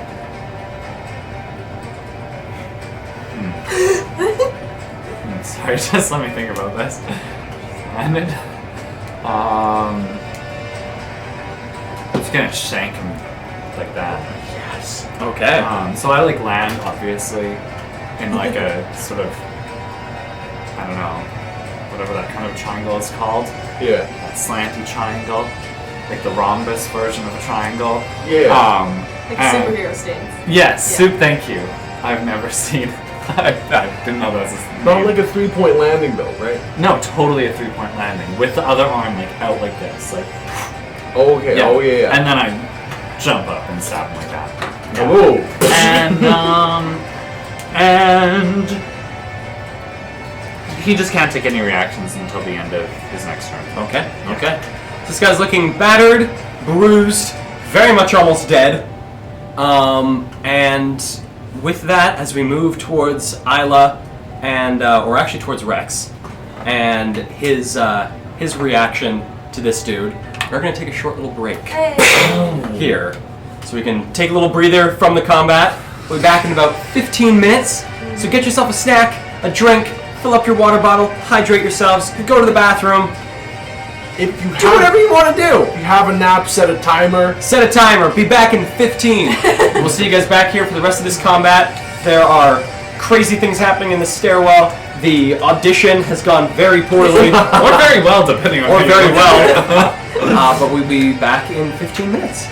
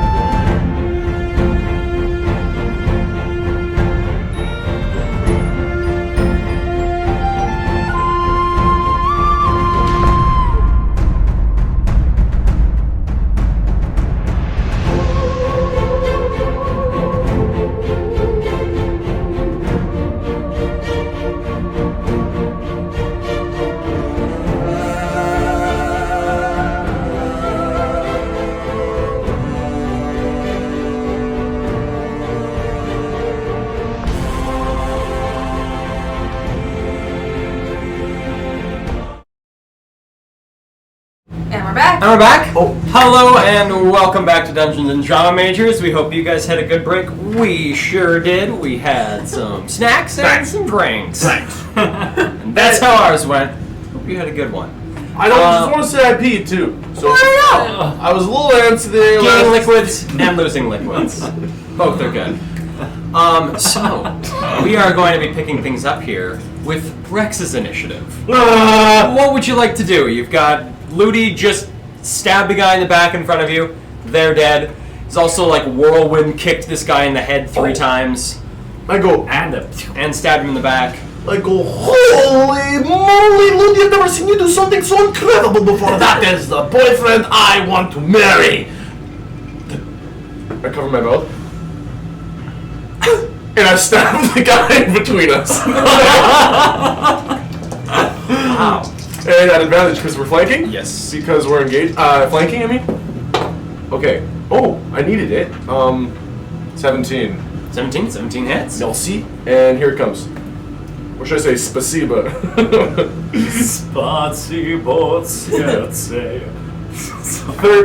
A loving 13 piercing damage. 13 piercing damage. Yeah. All right. And I'm just going for a stab at the kind of the hip line. Okay. So Yeah. you get like a good cut in, little spray of blood as you stab into their hip. Withdrawing the blade, they're still standing. They sort of like almost take a bit of a knee, like that leg almost gives out, but they're still standing. I'm gonna go for like a lunge for the chest, feint, and then above my head go for a slash across the chest. Okay. Natural 20! What is going on So tonight? 1d. What are we at now? Because I've had 4. That's 5. That's 5. There's been at least one other though from someone. You had one, didn't I you? had a 1. You had one. I didn't have a 20. Oh, you had I had a a 1. one. Yeah. Yeah, so the feint got me the nat 20. Okay. Yeah. So the so you roll 1d8, add the full 8. 8 plus 5. Yes. So and- 13 plus this. 6. 19 damage. Okay, so you go for the feint, come in with the slash and the momentum of the cut, like they do like a full spin as they crumple to the ground. Dead.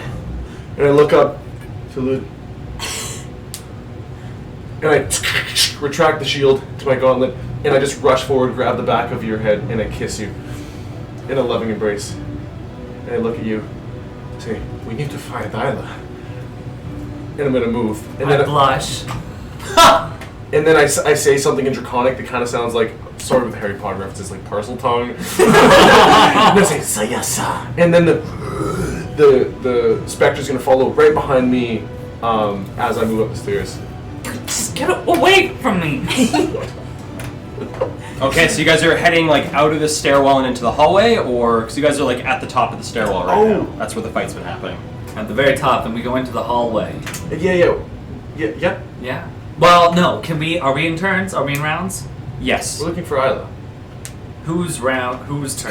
Currently Rex's turn. You should look around the corner before we go into the hallway. Look around the corner. Okay, coming in, peeking around the corner. You see someone at the very far end of the corner walking backwards. That's all you see in that corridor. Oh. Daylight. Oh, I like that. It feels good. Anyway, sorry. Emily's making us look beautiful or something. She's trying. Beautiful Incorporated. So I see this person and I lift a finger to my lips, having sheathed my cane sword, shield, or I guess I have my sword out, but shield out, shield away. And I look to the end of the hallway. I've made my 2 attacks, so I have a bonus action. You have a bonus action. Bonus. Oh no, I just put the freaking shield away. That was my bonus action. So I'm gonna just... I can't see. Can I make a perception check to see? Sure. It'll be at disadvantage. Okay. You can definitely do a perception because Just a quick check, hey? Yeah, because in combat, be an action to do a non-disadvantage check. I'll take the disadvantage. It's a 3 to 5. That's a 3. 3. Squinting forward, it's hard to make out who this person is, and like looks like they might have their hands up in surrender. It doesn't. It's hard to tell. Well, may I have not retracted my shield then? I said I put it away. Are you gonna make me use the bonus action next turn to put it back up? I'd say so since you did put it away. Blast. Fair, Kale. Lost. You're always one for the rules, and I respect that. Lost. So that's Rex's turn. Would you like to do anything with your goose? Thank you for asking, Kale. You're always one for the rules. I'm gonna get. Oh yeah, I'll just kind of sink back, and as I'm about to get my shield out again, I'm just gonna point down the hallway with my cane sword, and I want it to just like fast, like hover along the ground, like its belly kind of like along the floor, and it's like skeletal dragon face maw is just opening, and like dust particles are coming in, but then into nothing, and just like drifting along the floor. I want to just go straight towards whatever that body is backing up. Okay. You send the specter forward, command it to go forward. You watch as this like ghastly shape begins to like make its way along the floor, and as it passes through, there's sort of like the little like T intersection in the hallway where it leads to the foyer. As it passes through there, you hear a crack come from the foyer. No way! Oh! I think I just triggered someone's attack, didn't I? Nice. You triggered a booby trap? I triggered someone's like ready to attack, like how we sprung on someone. That was And it was actually a really good attack to trigger that on, because they got a 19 on their advantage roll. okay. Okay. And that is this guy, so it deals. It's hitting. Is what you're telling me. It's hitting. Yeah. I'll just erase my health so I can. Rex, that does hit. Yeah, because the Spectre has an AC of 12. I have AC 12. Yeah. So Spectre gets hit with that. That is. Where is its damage dice? It is 4 of these. And it is gonna take half damage because it's incorporeal. It has resistance, potentially. It is not magical. The damage is not magical. Oh, so it should still have resistance to So this. half damage from this. That's awesome. Yeah, from non-magical attacks. So that is. So it's not a person. So. Is that Yeah, 3, well, 6, yeah, a lot of 9, Ghastly. creature. 12 points of piercing, cut down to 6. Only 6 points of piercing. Awesome. Nice. Plus, Oh. How does one pierce something incorporeal? just the bullet goes through it. And it might disturb. Plus another 10 points of piercing damage. Okay, so 6 and then 5. So 6, 5, so 11 points in total. Okay, that's a chunk. That's a chunk. As it Dare I say, rushes a chunk. rushes past and sort of clears the gap between the like the little T intersection, as it clears the Yeah. gap and begins to head towards the target you saw at the end of the hallway. Great. And well, once I get shot, how much movement did it take me to get there? Like 20, 25, 50? For the Spectre, I've got 50 movement, hover. it's got 50 movement. It would have taken, I believe it's about 30 feet Okay. to get there. Well, part of me, does the creature who's got their back turned turn to look at the gunshot? Because that was my idea, is to send the specter to make a sound behind the creature, so they might turn around so I can see who they are. With the way the Spectre works, Yeah. is it obeys your verbal commands. Oh, so your okay. command was to go attack that guy. So That as does. it zips by and gets shot, it doesn't care. It just that gets it got shot. It got shot. You see like Ah. a little bit of like the shadows from the Spectre sort of like fall off of it almost. Yeah. As it continues to rush down the hallway towards the target that it was sent after. Okay, and does it get to the target? It doesn't quite get to them. Oh, it's not The long. hallway itself is about like 60 or so feet long until Wow. the person. So it gets pretty close. With 50 feet of movement and like with the triangle that it sort of takes, Is this it's about the- like 10 feet away from the person at the end of the hallway. Is this the hallway that like wraps behind a stage? Wraps behind the stage, yeah. So this hallway ends up Oh. going backstage. Okay, yeah. So we're. Never mind. You guys are technically like in the backstage area, but you're In actually the like crossover, or sort of, but you're also like in front of the theater because like theater's here, foyer's here, the backstage hallway. It's like Oh, a right. U-shaped crossover. Yeah, it's like a U-shaped, not really a crossover. There's no way onto stage right. The only way onto stage right is on the Oh, stage yeah. itself. okay. You can only enter the stage from stage left. I'm really glad though that you gave us an unusual theater, because I can still believe we're in a fantasy world. Exactly. None of these usual theaters. And this is so unusual that it got shut down. It's unusual for theaters to get shut down because they're amazing. Go to a theater. Yeah, So Spectre zips along, makes it almost there. It's about 10 feet away from the figure at the not the end of the hallway, but quite a ways down the hallway. And I think to myself, who's that creature, man? It's Pikachu! No, fuck! So that's the Spectre's turn. I'm so lost. And now it goes to Isla. So the duel in the room, you've just watched the guy back out of the room. The stones that have been covering his skin have now changed to these veins, beginning to cover their body. What would you like to do? I'm gonna follow him. Okay. Actually, what I'm gonna try to do is run after him, and I'd love to throw one arm when I finally get to him, one arm around and sink in his take enough from Looney and sink under his ribs, and the other dagger I want to put down through this pressure point. He is facing you when you come out of the room. Like he's backing. walking backwards? Yeah, he's backing up into the hallway. Okay, well, I don't want to do that because then it looks like we're dancing. Okay. Well, same vibe. I'm gonna run up to him and I'm gonna give him a cut to the stomach and then a jab in the neck here. Okay, give me 2 rolls to hit. Come on. come on. Okay. Shimon. These are better. And intermission data's good. Yeah. This one's a 19. The first one's a 19. Nice, 19 hits. And the second one's like a 27, 26, something. That hits. So 2 hits. So that would be, what is that? 2d4 plus your dex mod twice plus your 3d6. 46. Yes, you're Oh, 46. 4-6.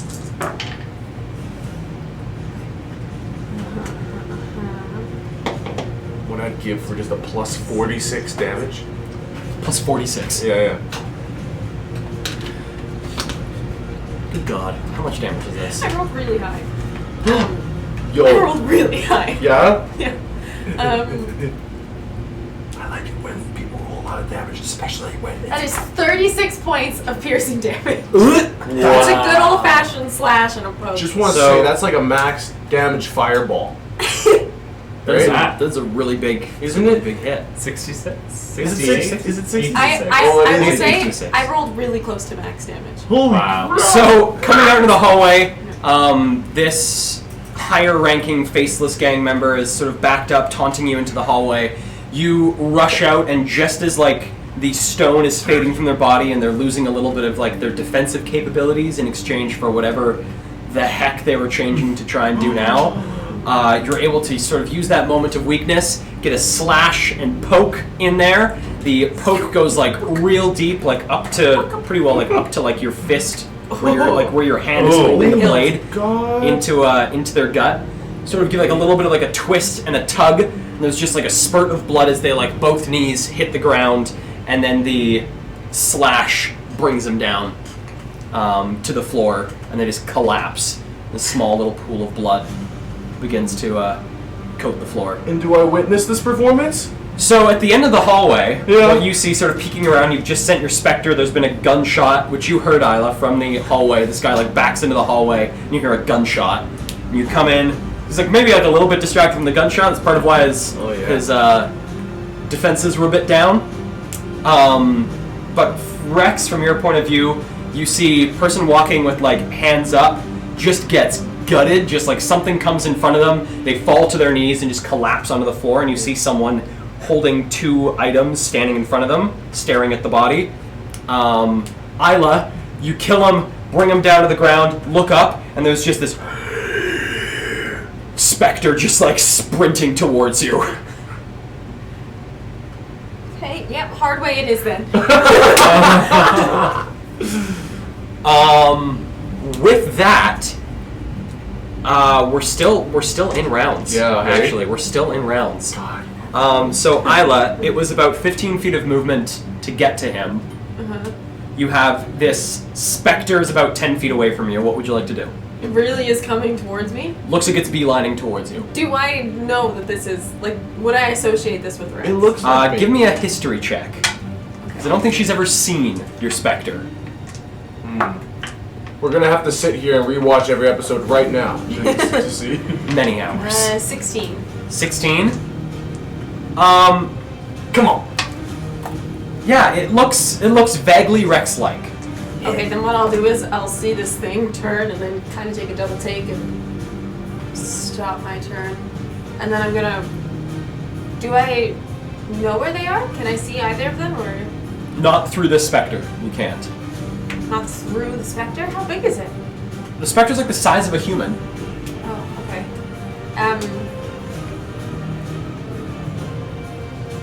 I don't think we actually went into the corridor. I think we kind of like Rex Rex has peeked peeked- around out Rex the has door, peeked but we're around. like not quite in the corridor. We're just off of it. Okay. Well, then honestly, if this thing is going in a direction, I'd probably follow it. So It's going towards you.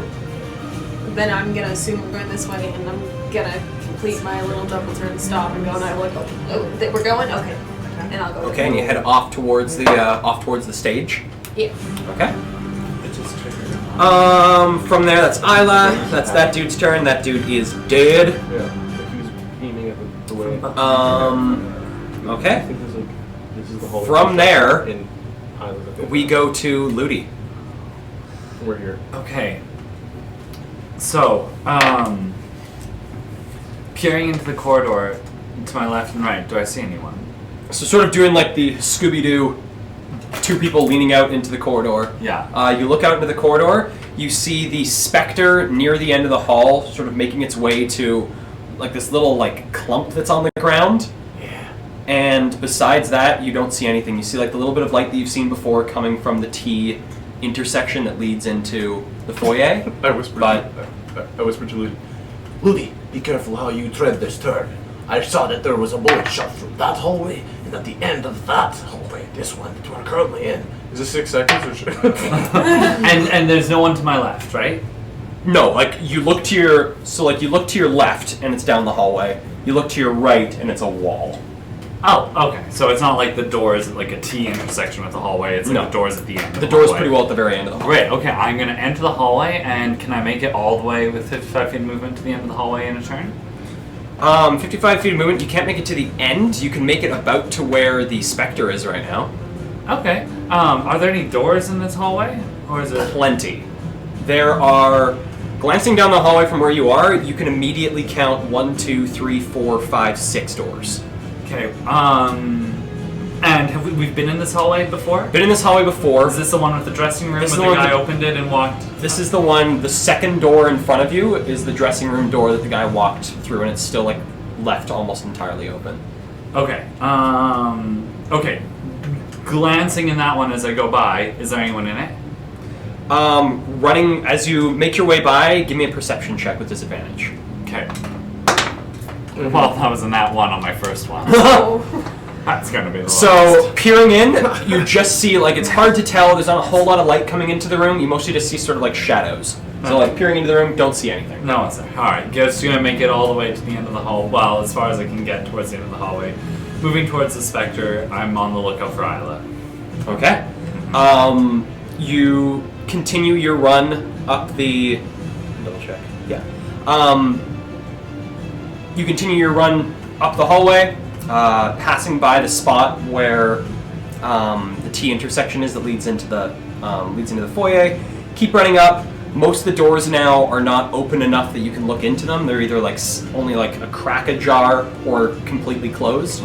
But you run up, sort of slip by the specter as it's like starting to make its moves up this hallway as well, and you get just about to a door that's sort of near the end of the hallway as it begins to turn towards the stage. But as you near that, you see a corpse on the ground that is just sort of like sputtering its last breaths as like a small pool of blood begins to form around it. Thank God it's been around here. I guess that's the end of my turn. I just move. You can do a dash if you want to Oh yes! keep moving. Yes, thank you. 100-foot sprint, 110. Yeah, 110. Yeah, I will keep moving. Okay, so keeping on moving the extra about like 20 feet, 25 feet around this corner, sort of round the corner, and you see Isla just sort of like peering through the door that leads onto the stage. Isla. You turn around, you see Ludi is just like, you turn around and you hear the sound of, and you turn around and you see Ludi just like rear around the corner. Are you okay? Yeah, you okay? Crowley's dead. Crowley, crawl the fuck, however you call him. He's Crawl dead. the fuck. You killed him? No. The Faceless killed him. We've killed like 6 so far, I think. Are you ready to get out of here? Rex is back this way. We can get back into the sewers. Okay, can we go back the way we just came? Because I forgot to do something. What do you need to do? Just 1 second, and I'm gonna run the 15 feet back to the body that I just killed. Oh, that's the direction we need to go, and I'm gonna turn around and come back with her. So Isla begins to make her way back to the body. You follow her. Rex, it is now your initiative. Okay, like seeing Ludi just take off, like Snape briskly. Kidding. I'm not gonna bring my shield out here. Snape when confronted with a bottle of shampoo. Oh! That's in the books. Is it? That's in the line in the books. That's funny. Instead of not summoning, but like bringing my shield back out, hearing a gunshot, I'm curious and I'm looking for a fight. So I'm going to use my action to conjure a flintlock rifle. Is that called a musket? Musket. A musket. And then I'm going to slowly stalk to where I like witnessed a bullet go through my specter, and I don't want to engage in a fight, but I want to like do one of those kind of peeks around the corner, like whoo. Okay. Yeah. Is this the kind of peek where would you like to use your action to use this? I just use my action to summon the weapon. Summon the weapon? So Okay, I'm so give me delivering a as- perception check with disadvantage. Yeah. Okay. Yeah. 2. 2? Sort of like the quick glance, a lot of your sight is almost like weirdly, like the room that you're looking into is weirdly front lit with the oil lantern that's sitting at the side of one of these. The way that's into the foyer is these 2 large double doors. Yeah. And they're like one of the doors is open, and then there is a oil lamp that's pretty well like placed right at the bottom of the second door that opens. Okay. And so trying to like look through that one door, light is sort of getting in your eyes from this oil lamp that's right in front, and so you're looking in, and as you're like starting to see an image, you realize like, I should probably get my head back, and so you dip back around the corner and don't really see anything. You see like a faint silhouette of something Of course. beyond the door, And but you aren't able to really make out what it is, how many it is. sure. And the lay of the land is that hallway that I just peeked down is essentially a T intersection. Pretty well T intersection. And Like it's then- maybe 5 feet to the door. Oh, wow, And then yeah. the door's there, and then that opens up into the foyer that you guys have been in. And does what direction does it open into the foyer? Like directly across from the Directly a little bit north, or a little, like I guess from where you're looking at into the room, a little bit right of where the box office is at the dead center of the room. oh, and then okay, and then yeah. So I notice that, and then press my back against the wall with my rifle. And I kind of look there, and then I look down the hall, and I see Ludi running back now. Yeah, you see Ludi like runs, comes around the corner, and then like begins to come back with someone. Yeah, and as I see, like kind of, come here, stay at the wall, and then I'm going to call my specter back towards me. Okay. You guys have seen the specter as you guys are turning back around to go towards the body. See the specter Rex is sort by of the like way. slowly making its way towards the body, and then it just like turns around this like And I want to, it turns back I around. want to send it. Can I send it to the door through the wall, 50 feet? Like diagonally get it to the door. Yeah, you can get it like into the doorway if you want. Like if someone were there, like within melee range of that. Yeah, if someone were in range of the doorway, you Yep. could send them right to the doorway. And then in Draconic, I go Kamanan, which just means hunt. And I just want to run over there and attack anything if it finds something, Okay. because I can't see. So it sort of flies. You command it. You guys see the specter, and it's like begin to make its way through one of the walls into one of the dressing rooms. And Rex can Wow. kind of sense where it is. And as it sort of phases a little bit through the wall, just at like the corner of this entryway, see it phase through and come to the door, where it sort of like looks around and hovers for a second, and just sort of hovers there. Doesn't Wait. seem like there's anything that's immediately within its attacking range. Okay. But it doesn't get shot. I don't hear a shot. Doesn't get shot. Don't hear any sounds at all. Not immediately, no. Okay, cool. Then I think that's my turn and his turn. Unless it's action, can I make it like dash to someone if it can see something? Since it only obeys your verbal commands, So it goes off of what you tell it to do. Okay. Can't. Okay. Okay, I got you. That's my turn. I mean, I guess you could just tell it to like attack the nearest thing, and it will just go in a direction to the nearest thing. But you have no control of like if there's two things that are closest. Right. I'll just roll a die and it will choose who's closest. Well, I said hunt, and I kind of meant because I won't be able to see what the target is, but I know that there's something over there that just shot it. So if it could move, if it has more movement, and it could move well, if it did a dash, it could get there, but it continue wouldn't have an moving. attack. Yeah, it wouldn't have an attack. I like that. We're dashing. Okay. If it can find something. So it sort of approaches the doorway and looks around, and you see it just sort of disappear into the room. And There's something in there. And you hear like a couple, you hear a couple shouts from within the room. Oi! Hey! okay, and then Peter's haunted. I think that's my turn. Okay. Yeah. From there, Rex. So Isla, you've now turned around with Ludi, going back to the body. What would you like to do to the body? I would like to pick it up and look for drugs. And also anything else. Anything else? How thorough do you want to be with this search? Do you want to use a bonus action to make it at disadvantage? Or do you want to use an action to just make it a flat roll? This man turned his arms into rocks. This man did turn his arms into I'm rocks. looking. Okay. So give me a flat investigation roll. Looking for a new vice, huh? That's not my forte, is it? Investigation. Dice aren't your forte, Emily. That's a 5 on the die, but this is Isla, so it's a 4 total. Oh yeah. So, sort of rolling the body over, there is it's started to like soak in its own blood, and so you roll this thing over. There's still like the faint remnants of like a bit of a wheeze from this guy. Like he's not entirely dead yet, but he's in the process of bleeding out. But rolling the body over and starting to go through the pockets, you find. That sounded really nice. Magic music. Yeah. 13, 20. You find 45 pieces of gold in a small pouch in his pocket. Okay. On a 4? Yeah, With a 4 on the die. 4 on the die. Imagine what I would have found. Well, I'm find- thinking about helping you because I have a lot. Find that much gold. You look through and still in his hands there's 2 daggers. He's got 2 daggers in his hands.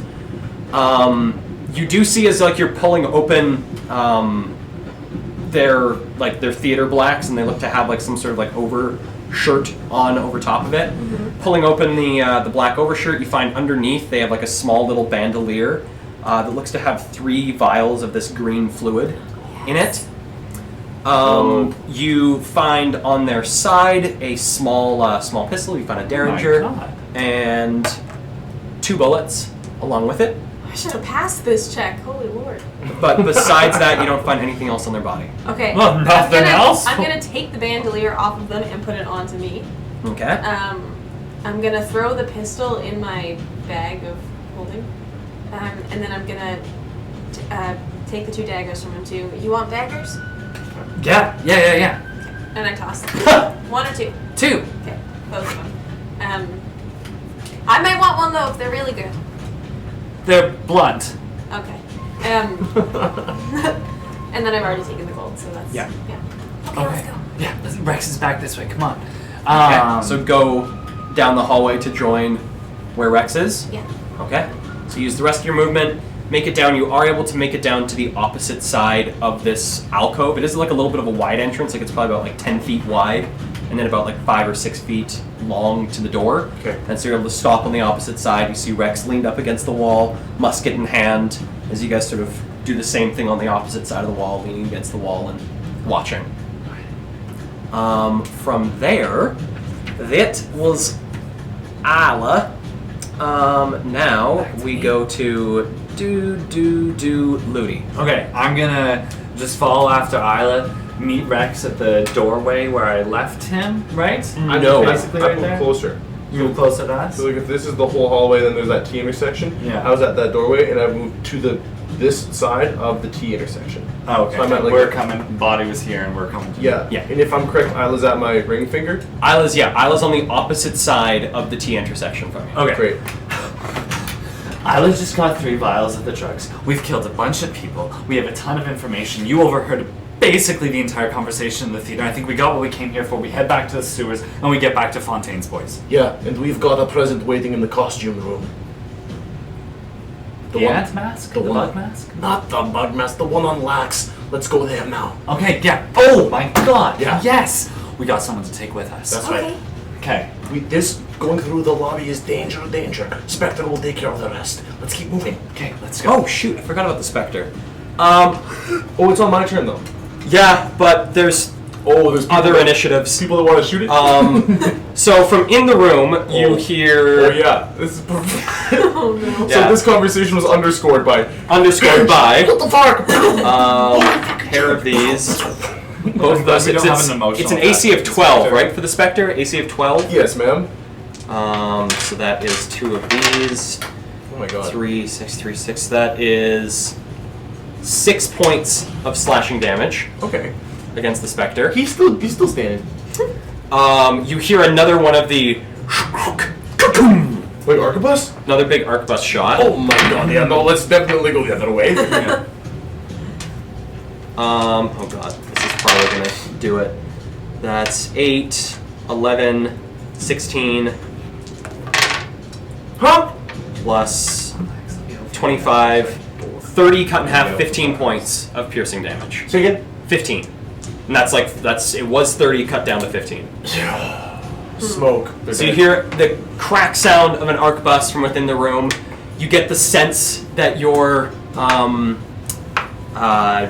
little buddy has faded. His essence is officially. What kind of sense do I get? You sort of feel like you have this like weird cold sensation that you can sort of feel. It's almost like a little, almost like a little detector on you. That you can like feel the direction that the Spectre is from you. Like a little bead of sense. Yeah. Wherever the direction. Whatever the direction of the Spectre is, and you feel like that cold just sort of fade back to your normal body temperature. Like a good feeling almost. Almost. There was one other thing I wanted to say on my turn. Just so we can get out of here, no troubles. Can you turn us invisible again? Do you got anything left? No, I've got an idea that I want to save my spell slot for. We could make us invisible and we can just guarantee be hidden and get out of here in case we run into anyone. The only people we're going to run into are that way. We just gotta run this way. Fine! Come on! And as you guys finish this conversation, someone does step through the doorway. A woman with about shoulder-length brown hair. The doorway that we're literally right The at. doorway that you guys are like standing against the walls, talking to each other across this short little hallway. Yeah. You guys sort of like look towards the door as you guys are having this conversation. There's a woman, short brown hair, one green eye, one blue eye, wearing like these full theater blacks and like this dark leather coat over top, wielding these 2 long scimitars that are both like dripping with this like light green tinge on both of them. Well, it's time we had some fun. I know I'm supposed to be scared, but isn't she just the coolest thing you've ever seen? So she's like approached to the doorway and is beginning to walk towards you guys, these 2 scimitars in hand. Whose turn is it? Wait, I didn't even take an action on my turn. that was after your turn, so it's after your initiative, but now it is Rex's initiative. You're really gonna let me decide? Yep. Holy Jesus, Murphy Christ! I think we're all tongue-tied seeing this. And demonetized. Demonetized. Holy Jesus, Murphy. Oh, thanks. Yeah, no problem, man. I'm gonna mage hand tickle her so that she starts laughing. I'm kidding. I'm just trying to see what is a good idea here. I want to be clear that I did in fact say that as I laughed. Oh, you did. That wasn't an Emily, that was an Emily, yeah. That might be actually our best bet here. How far away is Isla from Ludi and I? Within 5 feet? Within Ludi and Isla are both 10 feet away. I wanted to move all the way towards mine. I Oh. didn't do anything on my turn other than move towards it. So you would have gotten shot as you moved across the hallway. Well, you could have just. Okay, let's not complicate things. You But could- I did say I run right up to Rex and start speaking. But Yeah. Yes. But you assumed he was talking across the doorway? I assumed he was talking across the doorway because we had talked about people shooting through that door, that hallway. I didn't even know there was a door there. I can barely picture what's happening right now where we are. Okay, let's just say I didn't move across the door for simplicity's sake then. Yeah. Can you picture this murderer? We know that. I can picture one blue eye, one green eye, super beautiful lady. With Dripping- scimitars. Dripping poison scimitars. Dripping beauty. Dripping beauty. I've got. She's wearing a sombrero on my head for some, or not like one of those, not a sombrero, but like you know, one of those like really long lopsided hats or something, yeah. like the Witch of the Waste in Howl's Moving Castle. Yeah, but- That's what I'm picturing. Oh my god. But like before she's, you know, Do you want to stay Witch with of the her? Waste, which is beautiful. Do you want to stay? You do you. Don't. I just think she's But cool. these two are that's- next. These two are next to each other. They are next to each other. So just to be clear, there's a double door, big ass hallway, and Isla and I are here on one side of it together. Rex Dead is- body far behind us, and Rex is on the other side of the doorway. We've been just talking across the doorway. Wonder Woman steps through. Wonder Woman This is probably Nefira. steps through the doorway. Isla recognizes her as Nefira. So we are flanking Nefira. no. She's not. She's like the. Oh my goodness. But we're I wish I on could either picture side you of the guys. doorway, and she comes through the doorway. Because it's not, you guys aren't on either side of the doorway. There's It's an like alcove. there's a small little alcove. It's like a 5-foot indent into the wall that then it's almost like its own small hallway, but it's not Imagine- much of a hallway. Imagine this thing right here. There's a door here that you just stepped through, and then this is either side of the wall. Where you're here. Yeah, I'm more lost. Don't worry about it. I don't know if you guys can see this from there. I got Isla, you. I'm with Ludi, you. Rex, Nefira is like, that's the hallway. Yes. So you guys have just come down. Oh, This is like dead bodies up here. Yes. You guys are on this side of the hallway. Rex is over here. Doorway is back here. Nefira just stepped through. And Nefira saw us Look at that. all. Does that? Yeah, you can see that there. There's Nice. Isla and Oh my Ludi's God, there. perfect. Rex is there. Nefira's coming through there. We got some doorways there. Yeah. Okay. And so Nefira saw all of us. She can see you guys. Like she can sort of see you guys a little bit, like the little bits that are peeking out. But at least as far as I was suspecting, you guys still weren't peeking around the corners yet. We weren't. To Let's go with that. reveal yourselves. I'm going to like, kind of like get into the glimpse I saw. Press my chest against, and then I kind of for like most of my turn, I'm kind of just like breathing and thinking. And I go, let's do your idea. And I'm going to just roll through the gap, do a tumble, grab both of my friends, and my eyes are going to roll back into my head. And I'm going to say, Sur Megat, and cast invisibility on all of us. Okay. Yeah. So Rex runs across. As Nefira is in the doorway, there is no gunshot that rings through the doorway. Yeah. Because that would be a bad day as a gang member if you shot your boss. Yeah. But you dive across, you see her sort of track you as you go across the little gap of the hallway, grab onto your friends, and cast invisibility. And then I just say, scatter. And then I'm going to, like, use the rest of my movement to run back the way we're going to go. Okay. So use the rest of your movement to head back down the hallway, back down towards the, back down towards downstairs? Yeah. Okay. So you head that way. Hope this works. Isla, you see Rex come roll across, on. touch you guys. Okay, You see okay. yourself sort of enter this, like again, this sort of like slightly ethereal look to your body as you see both Rex and Ludi vanish.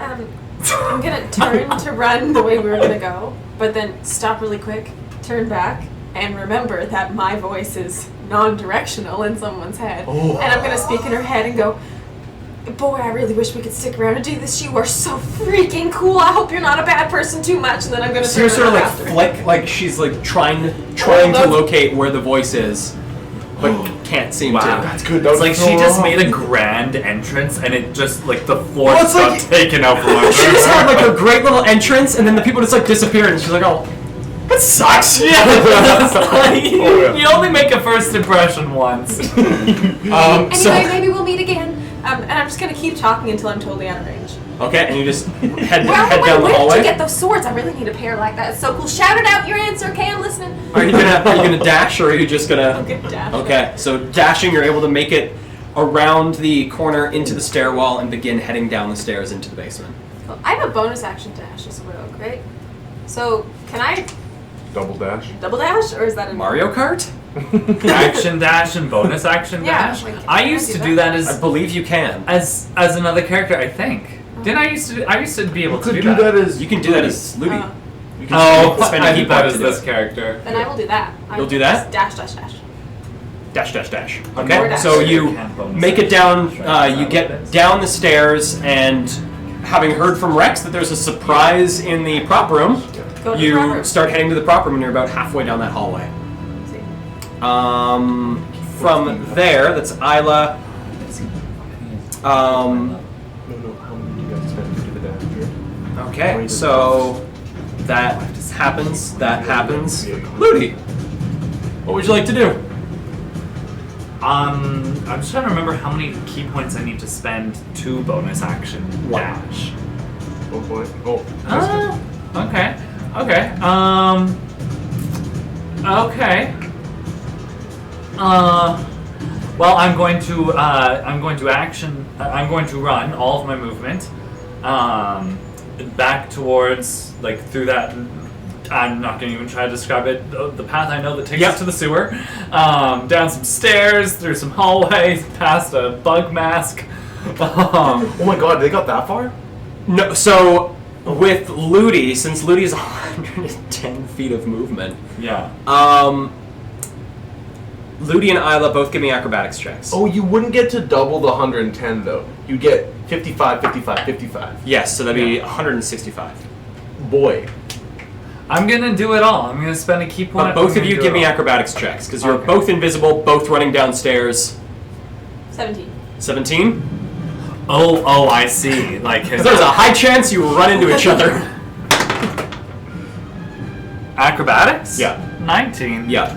You both run down, you can hear the pitter-patter of both of your feet as you guys are heading down these We are stairs. one with each other's heartbeats. Glancing like the down, wind. you can see as Ludi's feet are just zipping the impact of his feet against the stairs. You can see the little bits of rotten wood and dust flicking up where his feet are. So you sort of hug the other side of the staircase as Ludi just goes running, and you can Whoa. see the little almost shockwave impacts of Yeah. Ludi's feet as he books it down this dusty hallway. That's very cool. And does she answer about the scimitar?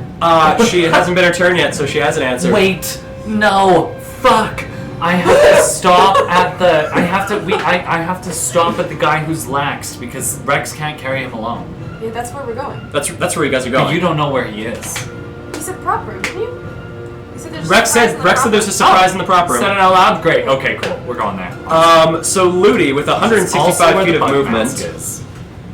Because that If we can fit that thing That's into your about bag of holding, I 30. say we bring it. I love it. that is about 60. Although I did We put it on double my that. fancy. Yeah, Ludi, with your dash, you run and you get right up to the spot where you can now see the blood that has begun to pool from these two. It's begun to sort of soak into little bits of the costumes that are hanging a bit low on the floor, and the one guy, there's little bits of bubbles forming at the guy's mouth who's lying on the floor as he's sort of almost half submerged in the blood Oh. on the floor as he's that's- just snoring I don't like in that. this puddle of blood. God. It is great. It's ideal. The costume Okay. shop people always say don't eat in your costume, but they never tell you don't murder. Don't murder, don't bleed in your costume.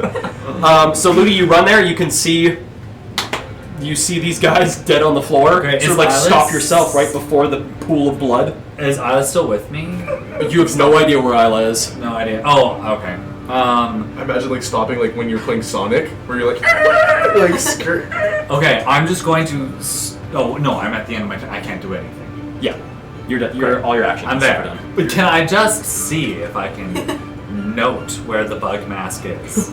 As you round the corner into this little corridor of costumes, popping a quick look behind you, you can see the wall of masks where there's the dust imprinted little shape of the bug mask that was taken off the wall, and sort of following that straight down, you see the bug mask face down on the floor Did where I Isla. pass it on my way? You did pass it. Would you like to grab the bug mask? Retroactively? Yes. Will you allow me to have done To that? grab the bug mask? Yeah. What, you just want to grab the bug mask? And I would like.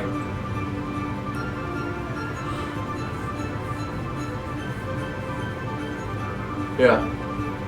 Oh man, I am I'm so torn. Our real life friendship makes me want to keep it, but in game, I want to hide it under one of the costumes so that you don't take it. I'm gonna say that our real life friendship trumps that today, and then I just am carrying the bug mask. I am standing in the body, waiting with the bug mask, wondering why the fuck I'm doing this. So grabbing the bug mask, you realize as you grab it that you do remember when Isla grabbed it and tried to put it on, it like very heavily hit the floor, and as you grab it and try and haul it with you, you start to like drag it as this thing is like easily 40, 50 pounds of mask. And so you just like drag it behind you, making this like big line in the dust behind you as you drag this mask that once you grab it, you begin to see like the etherealness that's on your body sort of consume the mask as it vanishes with you as you grab it. So that's Let's take a Ludi. breather. It's Ludi running down. Knock one, head back to the side. catch Heading your down the breath. stairs, oddly, you don't hear anything from Nefira in the hallway. Oh. But Rex, having just cast this spell and like turned around the little bit that you could get down the hallway, you're pretty well like just inside the archway that heads down into the stairwell. Okay. And from there, you hear Nefira, come out, what? Oh. Sucker. And then you start to hear like her take some very slow steps. Oh, that. Because I don't know what's going on, that horrifies me. Thank you for turning us invisible. Had to. And she So glad turns, that worked. and as you're like running through the archway that goes downstairs, so take a quick look behind you, and you make eye contact with her as she looks down that way, the hallway, and begins to walk down that way, this way. And you hear two more sets of footsteps begin to slowly start following behind her, Meaning towards me. towards you. Oh. So wherever you guys were running, she rolled high enough on her perception that she was Yeah. able to figure out which direction you guys ran. Of course. And so she's not running in that direction. She's like taking her time and listening, Yep. but she's heading in the direction you guys left. Okay, the question is, how big time of a boss is she? Because if all three of us are invisible, we can set up a tripod. And like, once we get her down, she's prone. That's not the job. That's not the No, job. she's coming. She's scary. And is it my feel turn? And from that, it is now your turn. So, Take down two mob bosses? Oh my god. Oh, but we'd have to work together. Yeah, and we can't see each other. so my circumstances are I just dive rolled into danger to turn my friends and myself Turn your friends invisible. and I'm invisible and You have no idea where your friends went. ran the other way. But I heard them move past. You me. heard them move past you down the hallway. Yeah, I'm assuming they went where I'm gonna go. Didn't you already And- move that direction? I'm going He that started way to. anyway. Oh, Yeah, okay. and I started, and yeah, I'm gonna dash too, but not nearly as fast. And as I'm running, I'm like hustling it down the stairs. But you know how like you kind of have to go down steps, and I'm like, you're like, oh, well, I gotta get off these drugs so I can run as fast as those two. And I'm just gonna like try to get down as fast as I can, and then hope I get into the room, the costume room. With your 60 feet. dash from there, 60 feet, 30 feet takes you about there. You like just enter the doors into the costume room at Great. the end of your turn. And can I see in? You can see in. You can't see like into the row of costumes, like into the aisle between the costumes. I see. But you can see into the room. You can see the wall of costumes. You can see yeah. the wall where the props and the masks are, and where there's one mask missing now. Okay, so Bug mask is gone. to find the lax fellow, I still need to keep running. Still need to keep running. Okay, but I'm right in the doorway. Right in the doorway. Right, like I'm still running. Still running. I end my turn, looking over my shoulder. I don't see anybody following. Don't see anyone immediately behind you now. Oh my god. Okay, it's my turn. But Isla, as you keep running down this hallway, you hear Rex grunting behind you as you run. God, he's gotta get off those drugs. And I take it you dash run Oh, yeah. as well down Yeah, too. I mean, I was only 30 feet behind Lady, right? Yeah. So I don't think I have to. Although Ludi moved the equivalent of you dashing You moved Twice. 110 feet, right? 165. 165. Yeah, because I moved, and then I action Dash, moved, bonus and then I action dash. bonus moved. Step of the wind, baby. Okay, yeah, I did all that too, but that would put me at 90 feet. Like the So I need to wind. do. You got about 60 like more. another 60 more feet. Okay, so I'll dash. Do another dash. So I'll you do a bonus action dash, yeah. come into the room, round the corner, and you see corpses there. Both of you give me another acrobatics check. As you're both running into pretty well the same spot. Me? Yes. I'm standing still at the thing. And someone invisible might run into you. Oh, I see. Thank you. Would that be a death save? Or I don't know if that even matters. I just like if I don't know if it's better or worse for you, but I just wondered. I think acrobatics is probably better for him. Yep. Sure. Just look at my paper before you say They're the exact same number. Exact same number. Whoops. 22. Yeah. So That's you what I got. Air both high sort five. of come. Isla comes skidding in behind Ludi, and you sort of like reach out a hand there, Isla, instinctively, and sort of like feel Ludi to your left, and sort of slow yourself down, holding on to like this invisible shoulder next to you. Cool. And you still have an action. Is there anything you'd like to do? Where's our surprise? A surprise. It's right here. He's not dead. You look down and you see like the slowly expanding pool of blood, and like the guy that's blowing bubbles in the blood. Oh, that's nice. Also I'm got gonna- another surprise. I'm gonna. What? Oh. Are you listening when I say I got another surprise? Sure. And then I just slowly like let my fingers go off of the mask. And it materializes for a minute on the ground, and then I close my fingers back on it again. Are you taking it?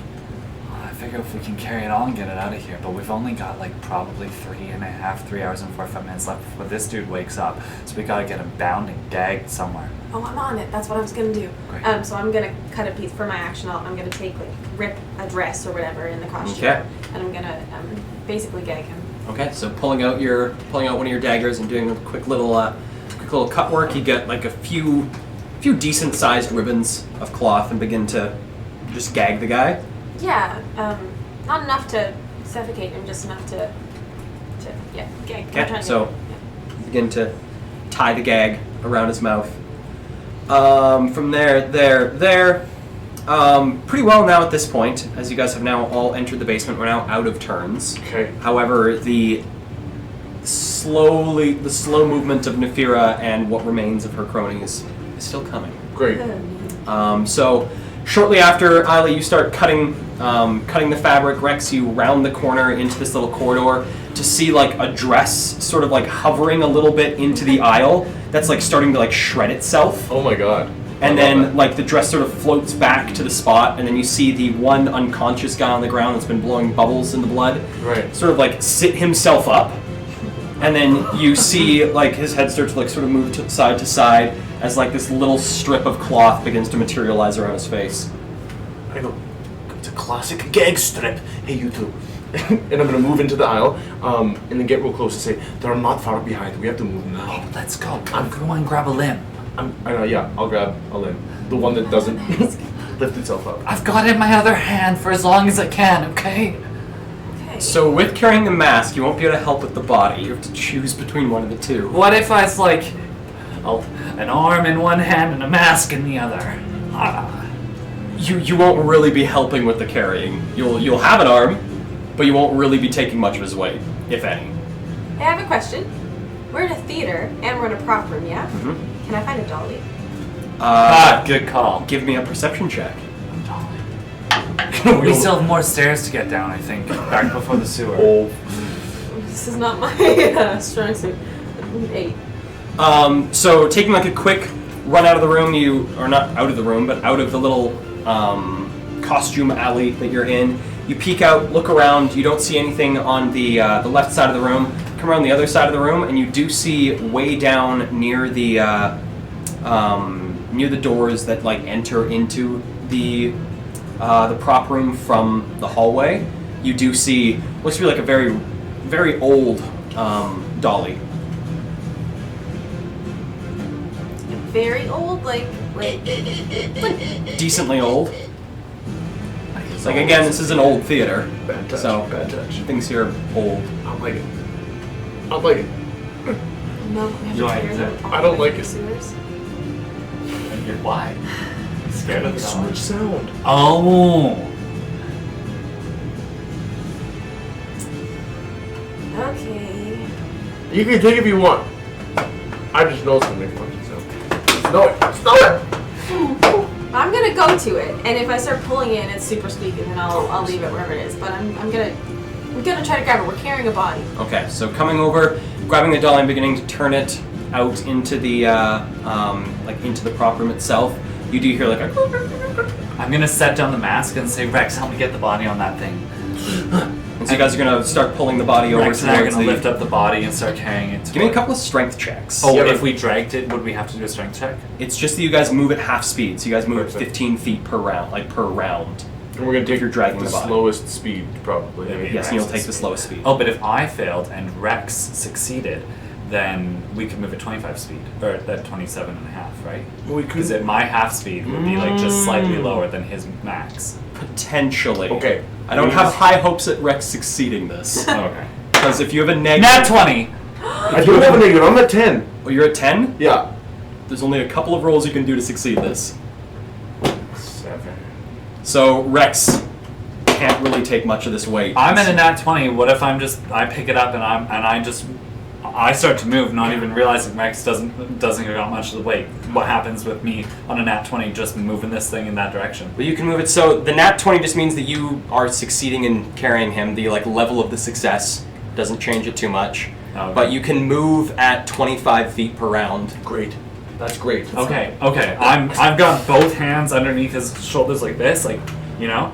I'm and- sputtering. I go, Lily, I can't. It's you. Just take the fucking mask. It's you. What? And then I see the mask. Oh my. Lila's really sad. She just lost a bunch of friends. Okay, this will help out. I'm realizing that this is a third the weight of a person. I'm going to try to lift it. Okay, give me a strength check. I'm gonna squat. Use my Nose legs. between toes, use your legs! And I'm going to. just shit yourself. I get a 6. So you're right now weird like in that that you're like not classic, squat. you're like still mid So squat holding this thing, and you're just like, it's like the whole like shift one leg, shift the other leg. You're maybe moving about like 10 feet per round at this speed. Not a chest. I'm I carrying just this want to thing. add that you're moving in the wrong And direction. I. Yeah, he's moving towards you guys with. Oh no, I don't move. As soon as You just pick up. You're just holding this thing. Just like, No, you need to let me finish. I go, and we'll just put it down, and I step over it, and I don't even know where they are. I'm just going the direction that we entered this building from. Okay. You can see where I am because of how I've because I'm holding the body up. Or does the body go invisible? the body doesn't go invisible. Okay. So So you just see a body hoisted like it's holding him like this. It's like hoisted about like 3 or 4 feet off the ground. I'm the body and it's just right now? dragging itself Right. across the room. There's just this like these long two painted lines of blood that are coming from its heels, like where its heels have become soaked in blood. There's these two red painted lines. Then could I run up behind and just lift those up gingerly at the knee joint? Okay. Lift up the feet. So now there's a floating body. All I'm gonna do. There's a floating body. I'm not gonna lift it. I'm gonna lift it. But I'm just gonna use my cane and just. Because I don't want to have Keep the feet off the ground a little bit. dexterous touch opposed to Janto just said weekend at Bernie's in the chat. Weekend at Bernie's? Weekend of Birds indeed. You know they prop up the dead guy and they act. It's a movie where they act like it's he's still alive, but they use like strings to like. No, I've never seen that movie. Floating dead guy. Classic Floating dead guy right now. So yes, and moving. And I can match Louis' speed. You can match Louis' Get a speed. bit ahead. I'm gonna just like lift it up and just before open doors for him. Okay, so there's no door you guys have to go through. You guys are just going pretty well to the door. It's like the dolly is set up right next to the door that leads out of the room. So you guys are just walking to the door Okay. at the hallway, Oh, but not leaving the room. this hallway takes us to the stinky room. This the hallway sewers. takes you back towards the stairs. No, we're going to the sewer. That isn't where the dolly is. The We don't dolly's want on the opposite- dolly. The dolly won't help us. We got 25 feet speed. Right? Yeah, we're going to the sewer. We're going to the sewer. If Okay. M gets there with the dolly in time for us to throw him on there and make it faster, great, but we're going to the sewer. I agree. Yeah. Okay. Okay, so you're gonna start moving the dolly over there too? Yeah, but can I see the mask on the ground now? Not from where you are. Grabbing the dolly, like you're not in the corridor of the. You can always sneak But, back. yeah, but I'm going to them, right? Like I'm going to the same place they're going. I'm just grabbing the dolly to go there. Yes. So are you gonna? So just to double check, there's the two 20-foot tall walls of costumes. Aye. There are small little. They're not small, but there are like pathways along the opposite side of the costume racks to get to the costumes on the other side.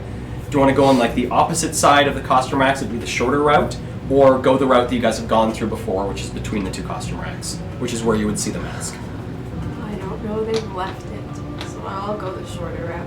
Okay. Sorry, it isn't. So grabbing this, and you begin heading the shorter route, still hearing the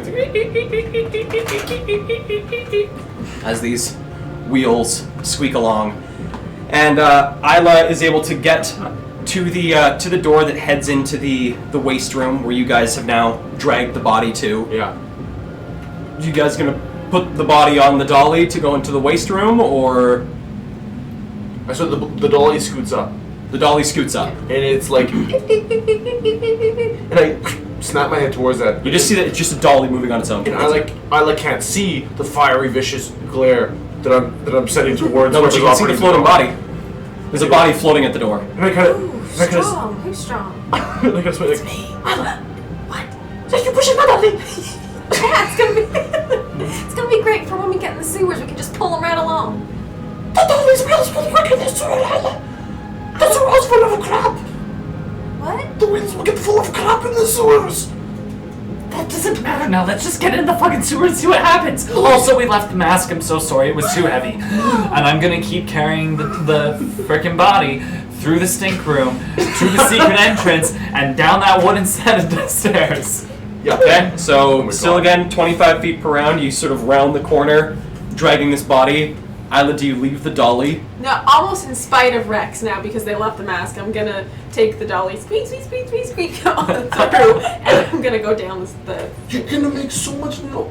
Okay, so you bring the dolly into the waste room, sort of like pushing the door open with your hand as you like squeeze this dolly into the room and continue it down through the room, sort of avoiding little like piles of bottles so you don't make too much noise. It's squeak, squeak, squeak, squeak, squeak, squeak, squeak. Oh, As it comes up to the door, you hear as you get to the door thump, thump, thump, thump, thump, thump, thump of the feet dragging behind. Because from this angle, there is no way you can get a cane or anything on those feet. No. It's just feet. Thump, thump, thump, thump. okay. I'm gonna take his boots off. As- I'm gonna say fucking shit. I'm gonna take my knife and just cut the lace. Wait, and wouldn't then- his legs, sorry, just be like dragging along the ground as I'm carrying him?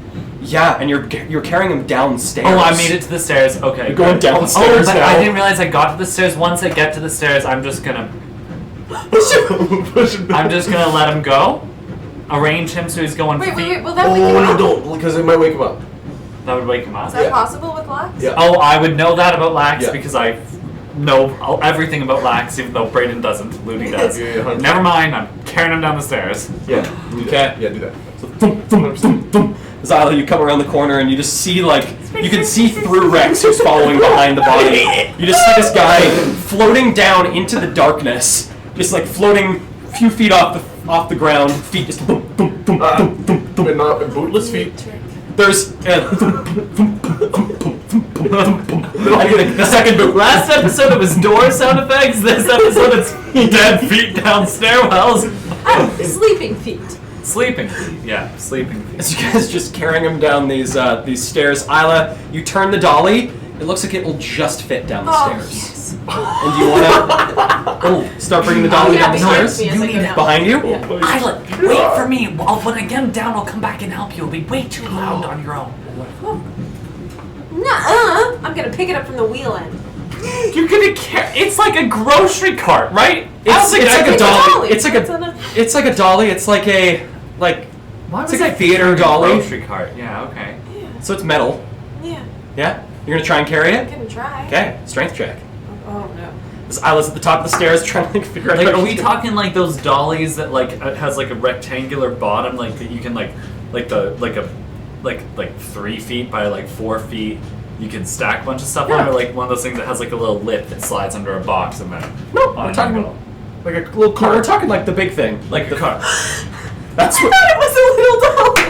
Oh, I imagine like 4 wheels. Yeah, 4 wheels. Like a Oh, my table on Lord. wheels. Yeah. And a handle. Oh, well, we're here now, but I like. Oh, you thought it was like a dolly, like a box, dolly, like is a for little like thing you put packages. Yeah. You know, and that's when you said dolly. That's what I imagined. But then Kale started describing. My imagination went where Kale's described it. Well, I was imagining imagining grocery grocery cart cart why- for some reason. Yes, so do they have dollies like that at theaters? Well, yeah, because in that's the what we would. classrooms, it's how you help Like with to the, like to yeah. lift a heavy set piece, you know, like one of those ones you wedge under and You're then right. yeah. No, but No, they it's just- definitely also have the thing I described of like that 3 feet by 4 foot. Yeah, the four floor wheels. on 4 Welcome to wheels. the theater world, by Yeah. the way. Yeah, could you grab the dolly? No, the other dolly. So I have a full-on table on wheels. Is Yeah. what we're saying. you have 3 feet, 4 feet. It's got like the handles at the back that you're holding. 4 squeaky wheels. Yeah, no, Ludi, don't worry about me. I can do it. And I'm gonna go to pick it up. Strength check. Yeah, I rolled a 5. Okay. It's not going well. You get it a few inches off the ground and it's starting to hurt your fingers. As soon as I get that body down to the bottom of the stairs, I'm coming back up. Okay. To help So out it's the a long set of this is like a 40-foot set of stairs. So it's take. Someone in this chat just said it's like the forklifts at Home Depot. Yes, that is what I'm picturing now. Thank Oh, you, God. whoever that was. Thank you. As Isla makes that strength check and I can see that this dolly isn't moving very far, I'm gonna use an action. I'm gonna make an action, and I'm gonna heal You it. actually don't see Isla. You just see a dolly at the top of the stairs start to lift That's itself it. up. That's it. When I see it, it's like, I can imagine what's going on up there because it's not moving down the stairs and it's not being lifted really. I'm gonna breathe in deeply and use 2d8 to heal myself with my healing surge. And as So you're gonna heal the dolly. as I'm breathing in deeply, I heal to full. I exhale with a scream that is diminished. It's anger capped, and I go. I wish you could push that fucking dolly down the stairs so we can get out of it. He said push. And then I'm going to dip out of the way into the sewer. No, push the dolly! Okay, so having gotten to the bottom of the stairs, calling up to Isla to push this dolly down. Isla, you get behind it and push, and there is this Also, I'm gonna starts to it flips itself, and you guys get out of the way as this thing comes careening through this little secret entrance. There are shards of wood shot everywhere as it blows the door off its hinges. Like the door that was the secret door, blown off its hinges as it and it just give me a dexterity saving throw, both of you, to dodge the shit that's sprayed everywhere as this thing collapses into the sewer. Before you started talking, my goal was to push and then hop on it, but I'm just back straight out of that one. yeah, that's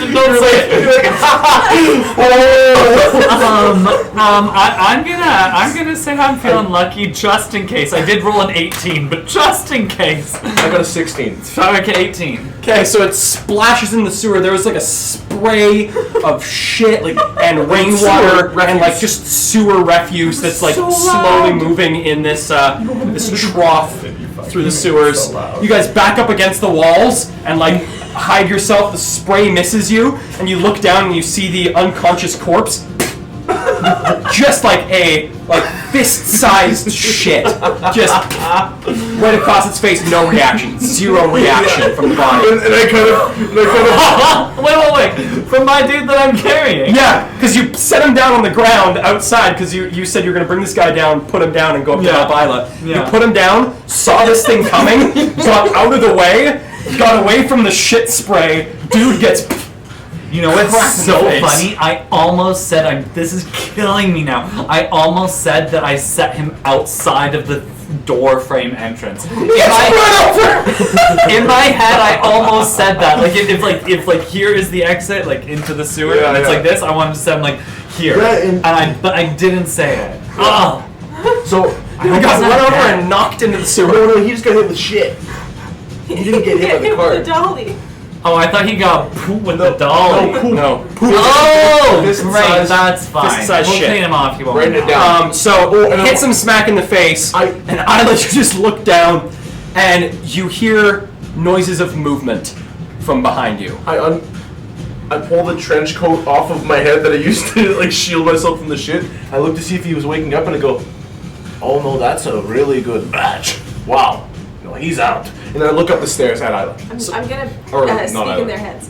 Oh, I'm hearing something. Maybe now is a time to be quiet again. Okay, so Isla's running down the stairs saying this to you guys as you're like trying to maneuver around these stairs that have now just been ripped to shit. Like they were old, rotten wooden stairs to start with, and they are just ripped to shit. It's difficult terrain heading down this entire way as you head down these stairs. There's like step on a step and it like gives under you and you fall a couple steps to try and catch your balance and make your way down to the bottom. And Okay, I need a quick assessment. So, is the dolly in the sewer. It is in and the correct me sewage. if I'm wrong, but the sewer is like, we've got like sidewalks that are like 4 feet above like a canal that is Yeah. the sewer, right? Yeah. And how full is the sewer? The sewer, it has been, you're in the rainy season right now for like New Eden. Yeah. So they are like almost full. Like not brimming, but there's maybe like 4 inches between like So the this top dolly is submerged. is like almost entirely submerged. It is going to take a while to try to get it out, like, of the water. It would not be fun.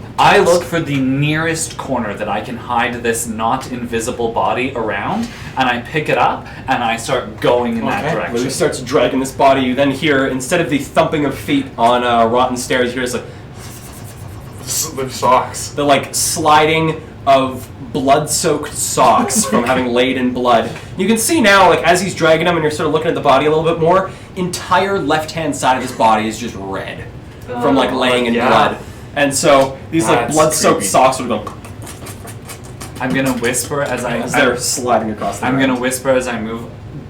I need someone to help me with this body. That's what I say. I hear that as you're moving that way, and I say, in a moment. Hurry the fuck up! They're coming now. Yeah, and I wait to just see when Isla clears the stairs. Like I want So Isla to get down. you don't see Isla, but you do see like the damage that's being done to the stairs for sure. stop. And then I like here, Isla, are you good? He's if he's speaking out loud, you can hear him. Are you? No, but am I clear? Oh yeah, you head down the stairs. It's no problem. Oh, yeah. Yeah, I'm good. And I'm happy. Isla, go help Lily with the body real quick. Okay. And then I turn and look up the stairs, and I look at the damage, and go.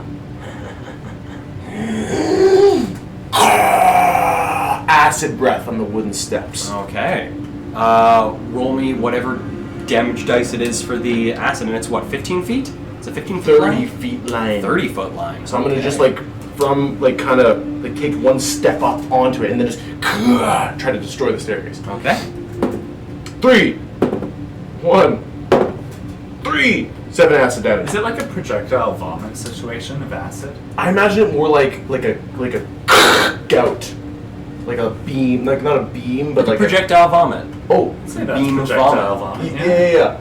But like it's sustained, so it's not like and then it ends. It's like that. Like dragon's breath. Yes. Yeah. So, firing this line of acid, you see it start to like soak into the wood. Seems to have like maybe compromised it a little bit, but definitely the dolly did the bulk of the damage to these steps. That's okay. That's okay. And as soon as I do that, I wipe my mouth, turn, and follow after the body. Okay. Yeah. So, falling after the body, you see the feet that are going begin to just sort of like slowly lift themselves off the ground as Isla comes to give a hand. And as you guys round the corner, that is where we're going to end the session for tonight. Wow. My heart's racing.